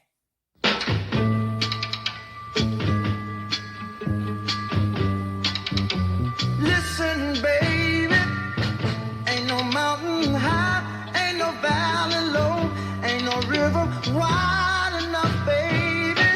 If you need me, call me, no matter where you are, no matter how far. Don't worry, baby, just call my name, I'll be there in a hurry. You don't have to worry,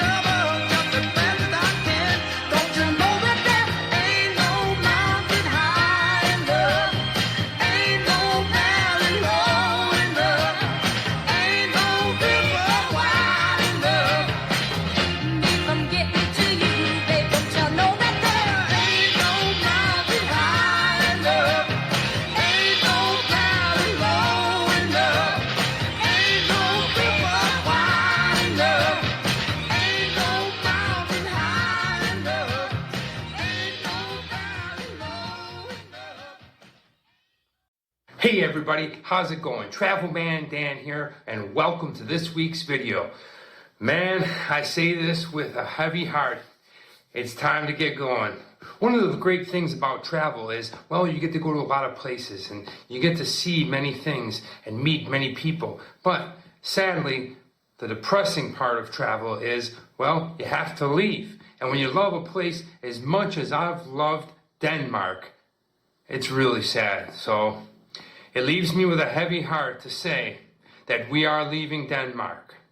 But wait, we're going to another place which is just as fun, and, well, it may be my favorite country to visit. That's right, baby. Sit back, relax, and get ready for all the adventures as we head over to Latvia today. That's right.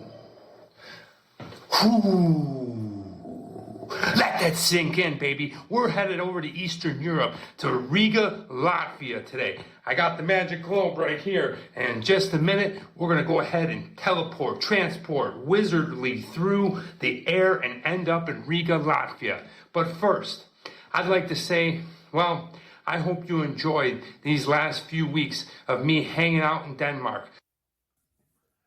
All right. Okay. So now it's time for my favorite part of the show. It's time to find out what's bothering Nikee. What's bothering you, Nick?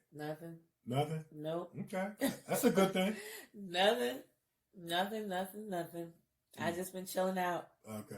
I just been chilling out. Well, that show Lovecraft Country, that was bothering me. But, but other than that, I just been chilling out, just getting ready to film, the things that we have coming up. I've just been relaxing.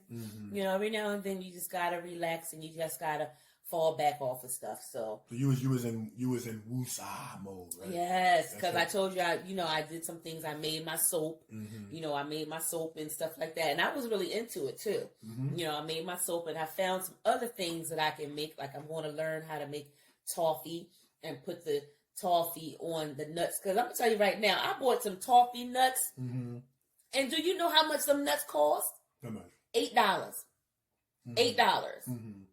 I'm going to learn how to make my own toffee, and I'm going to buy some nuts, and I'm going to put the toffee on the nuts and make my own. Because stuff is getting rich. Stuff is getting ridiculous. Well, they're jacking up prices. They got to make up for loss, you know what I mean? Yeah, stuff is ridiculously high. Yeah. And I'm trying to figure out why. Like this little old tray, Kev, this little old tray of toffee almonds cost me $7.99, so roughly around $8 and some change when you put in the tax. But because I really wanted it, I had a taste for it, I bought it. But it was $8. You know what I mean? So what I'm going to do is I save the tray, and I'm going to buy myself some almonds. I'm going to buy myself like the raw almonds. I don't like the almonds that got the seasoning and stuff on it. I don't like that. I like the raw almonds, and I like the raw cashews. So I'm going to buy some raw almonds, some raw cashews, and I'm going to buy the ingredients and learn how to make my own toffee. And I'm going to put it over top of my nuts. Okay. Yeah, that's what I'm going to do. That didn't sound right, but I'm going to do it. You know what? I wasn't even going to say nothing.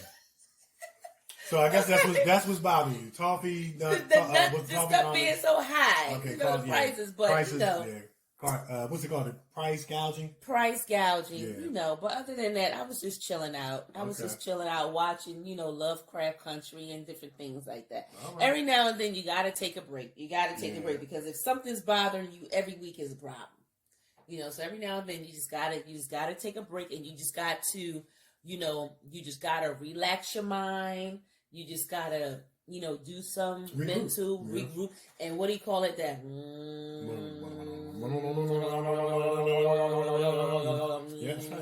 that meditation. Meditate that mind, honey, because if you allow stuff to constantly get up in there, you're gonna be all jacked up. So you know what? That's my topic for what's bothering Nikee. Meditate your mind. That's it. Meditate. Take a break. Okay. Meditate your mind. That's it. All right. That'll work. That's it. Yeah, take a break. Meditate your mind. That's right. Take a break. Meditate your mind. You need a mind. Everyone needs a mind break. Yeah. What do you call it? A mental break. Everyone needs a mental break. People at work, because we deal with the the general public in accounting and different things like that. And my coworkers always say, look, I need a mental break. I will not be in tomorrow. Like, okay. And that's what they call it. And so because we deal with a lot, we go through a lot with these customers and their accounts and different things like that, the director be like, okay.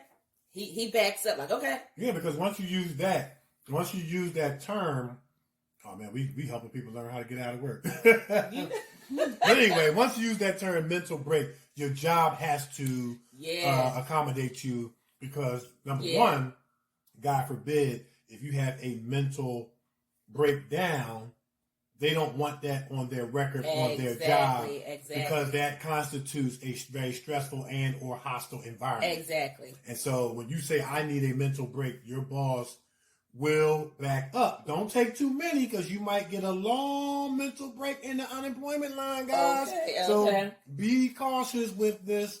We're not endorsing finding ways to cut out of work. But if you do need a mental break, take a mental break. That's right. Ain't nobody gonna be contacting us saying y'all said no. We saying go to work. But if you need a mental break, take one. That's right. Absolutely. That's it. Take your mental break. Yeah. That's it. That's all. They're gonna be like, man, you taking a mental break every Friday. You know what I'm saying? Sometimes we're gonna have to revisit this.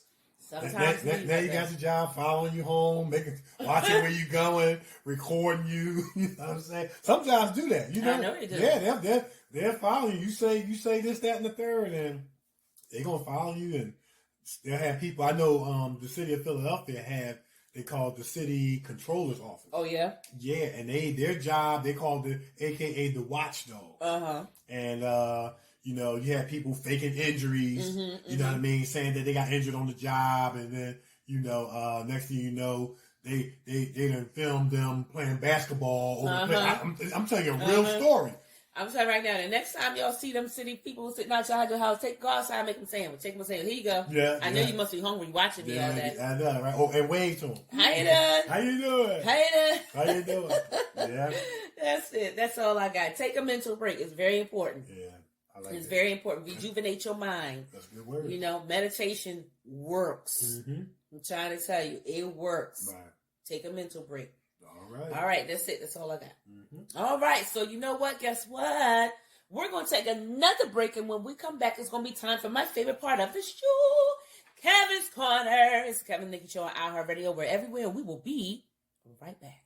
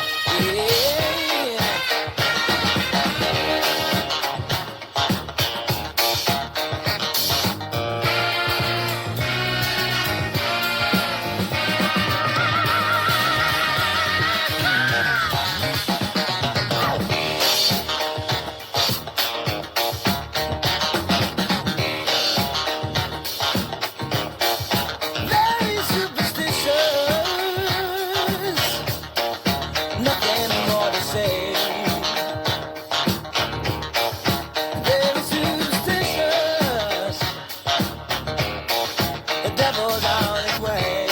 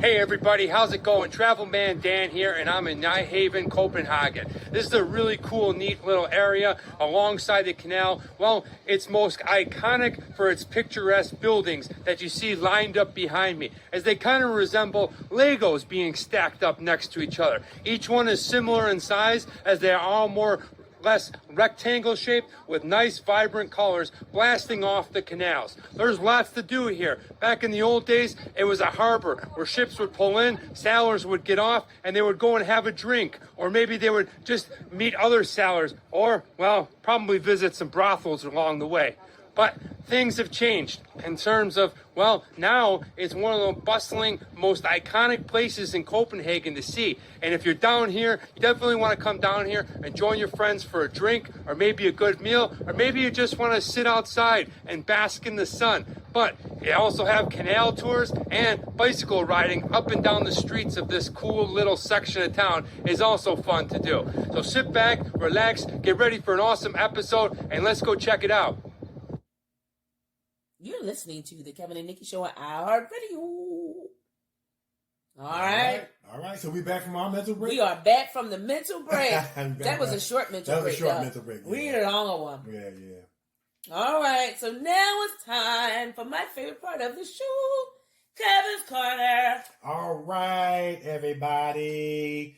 We're going to keep the high vibration train moving. Choo-choo. We're still dealing with signs that one is operating on high vibration frequency in life. We in week 79.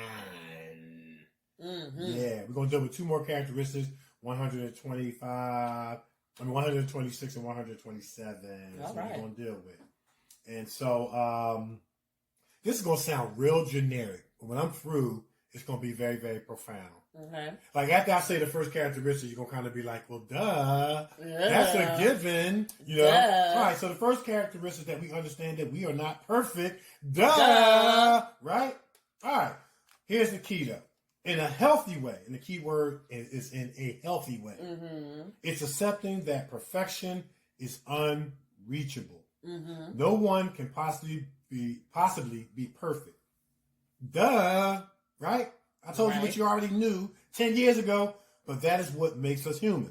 All right, let's get into obsessions. Obsessions often seen with perfectionism as a form of, for example, OCD include an overwhelming fear of making mistakes and intense need for things to be quote-unquote perfect or quote-unquote done right, may or may not be accompanied by a fear that harm will come to oneself or others if things are not done perfectly. Mm-hmm. It's the fear that if someone does not do it, quote unquote, perfectly, they'll expose some inner weakness or frailty.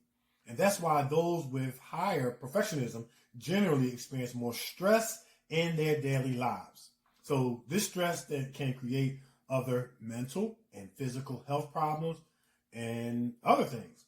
And this is a trait to be very, very concerned with when the world and all the people in it are imperfect and the only constant in life is change. And I think that all of us have some degree of perfectionism, or being a perfectionist. Like I know in my closet, I have all my coat hangers turned the same way. I do too. You know what I'm saying? When I put my money in my wallet, I put the smallest up to the largest bills. But here's the key: if one of the coat hangers happens to be turned the other way, like it doesn't bother me to the point where it's like I can't function. Now, I have a sock drawer. Okay. Right? And all my socks are balled up into like they're folded into each other.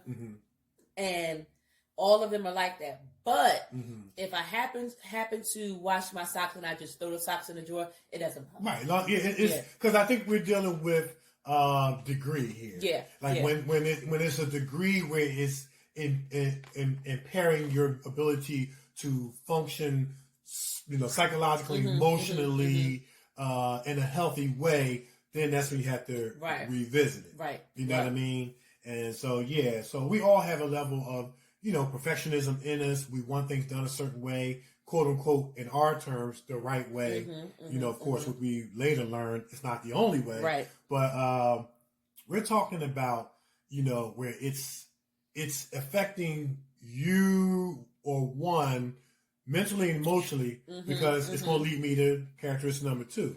It's going to affect how you relate to other people and how you see and view other people, which brings me to the second characteristic. You understand that others are not perfect. Right. Duh. I just told you something that you knew 10, 15, 20 years ago, right? But here's the key. With a balance between love and accountability. And that's the key. The balance between love and accountability. Because we're not endorsing willful negative behavior under the auspices of I'm not perfect. Right. You know what I'm saying? It's not okay to willfully be saying anything and doing things to others under the auspices of I'm not perfect. You know what I'm saying? So that's why I say with a balance of love and accountability and in a healthy way. All right. So as we look at others' imperfections through the window or lens of our own imperfection, we are able to be more accepting of others' imperfection. So when we look at other people, we should be looking at them through the lens of our own imperfections. And it's going to dictate how you view that person, right? If it's healthy. So the inability to do so, here it is, y'all, tells a story about ourselves. Now, what story does it tell about ourselves when we have this inability to look at people through the lens of our imperfections and deal with others with a healthy balance of love and accountability? I'm glad you asked. All right, this is what it leads to. It may mean that we are a judgmental person. It may mean we are a gossiper, a critical person. Here's another one. I'm going to lose everybody on this one. Hiding darkness in our own lives and to feel superficially better about it, we magnify the imperfections and mistakes of other people. Wow. Oh, man. Blinded to our own imperfections, and the list goes on. In fact, people who display this kind of behavior, you got a bigger imperfection problem than the imperfect person who you're coming down on for being imperfect. So this is where the saying comes from that says, judge not that ye be not judged, with the same measure you judge others or measure out, the same will be measured back to you, but worse. Okay. All right? So at the end of the day, we need to understand from our hearts that we are imperfect, and because of that, allow others to be imperfect. And I read this story, this parable. It was called The Unmerciful Servant. I think you heard about that? So it was like a servant. He was a poor servant who borrowed money from his master. Yeah. And he was working very, very hard. He did not have an attitude like, okay, I borrowed your money. I ain't paying it back. Well, I pay it when I get it. He was working hard every day to pay this money back. But it just wasn't happening as fast as he would like. Yeah. And the master came down so hard on him for being imperfect and sued him and threw him in jail. When the king found out what the master had done to the servant, he said, how are you going to sue him and throw him in jail when you owe me money? That's in the Bible. Oh, yeah. You owe me money. And one of the principles that we learn out of this, the very things that we get mad and crucify others, we're doing to somebody else. Yeah. You know what I'm saying? So he owed the king money, and the king said, all right, well, since you did that to the servant, I'm going to sue you for even more, and you're going to spend even more time in jail. Yeah. Listen, you're not perfect. Nobody's perfect. Let's look at other people with a healthy balance between love and accountability through the lens of our own imperfections and show mercy to people. That's it. That's it, man. That's it. Because this is a merciless, compassionless, boy, you made one mistake. You was the greatest thing since peanut butter and jelly, and this thing, you the worst thing God ever created. You know, it's the old thing of Hosanna, Hosanna on Palm Sunday and crucify him on Easter. Yeah. This is the generation we live in. Yep, absolutely. You know what I'm saying? You're so right about that. And as they say, take the totem pole out your eye before you try to remove the toothpick in somebody else. That was a Kevinism. That's all I got. Okay, Kevinism. That was a Kevinism. Okay. Yeah. Kevinism, Nikki Wisdom. Kevinism, Nikki Wisdom. Okay. There you go. Okay. There it is. Okay. Yeah. Okay. That's good. I like that, Kev. Yeah. I like that. That's but let me ask you this. Mm-hmm. Can you go into one of your friends' house, see something wrong, and just automatically and just fix it? Just without even... Depending on what it is. All right, so let's say you go into one of your homies' house and maybe is something on the floor. Do you just automatically bend over, pick it up, and throw it in the trash? If it was trash, yeah, I would pick it up. Okay. If it was trash, I would pick it up. Right. Yeah, I would definitely pick it up. Okay. Because, some people can't do that.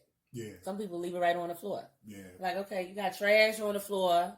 Some people leave it right. But some people leave trash on the floor like it's furniture, too. So they want it. Exactly. You know what I mean? I've gone into my girlfriend's house and did the dishes before. You did? Yeah, if I see that, they're I'm not doing nobody's dishes. What? No, the only dishes I'm doing is mine. That's it. I'm not doing nobody's dishes. What? I'm not going that far. I have You done it, on though. your own with that one. I have done it though. I'm saying that's very nice of you. Yeah. That's very compassionate. I have done it. And evidently you have a relationship and friendship with your friends to that level. Yeah. I have done it. But I was like, I said, why are all these dishes in the sink? And I just run the water and start, washing the dishes. Well, that sounds like a personal pet peeve of yours that carried over and your friend benefited from. That's what that sounds like. I think she did. She benefited. But she gonna start inviting you over more. I think she did leave them dishes in the sink so I could do them. She knew you was coming. I think she did that on purpose because I always used to do that. She gonna start inviting you over after dinner for dinner, so you can wash the dishes. And then, wow. Hey, how Patty Jackson told Ice Cube, don't let him use you. Shut up, man. Oh my God, you are messy. I probably shouldn't have said that. But that's what Patty Jackson said.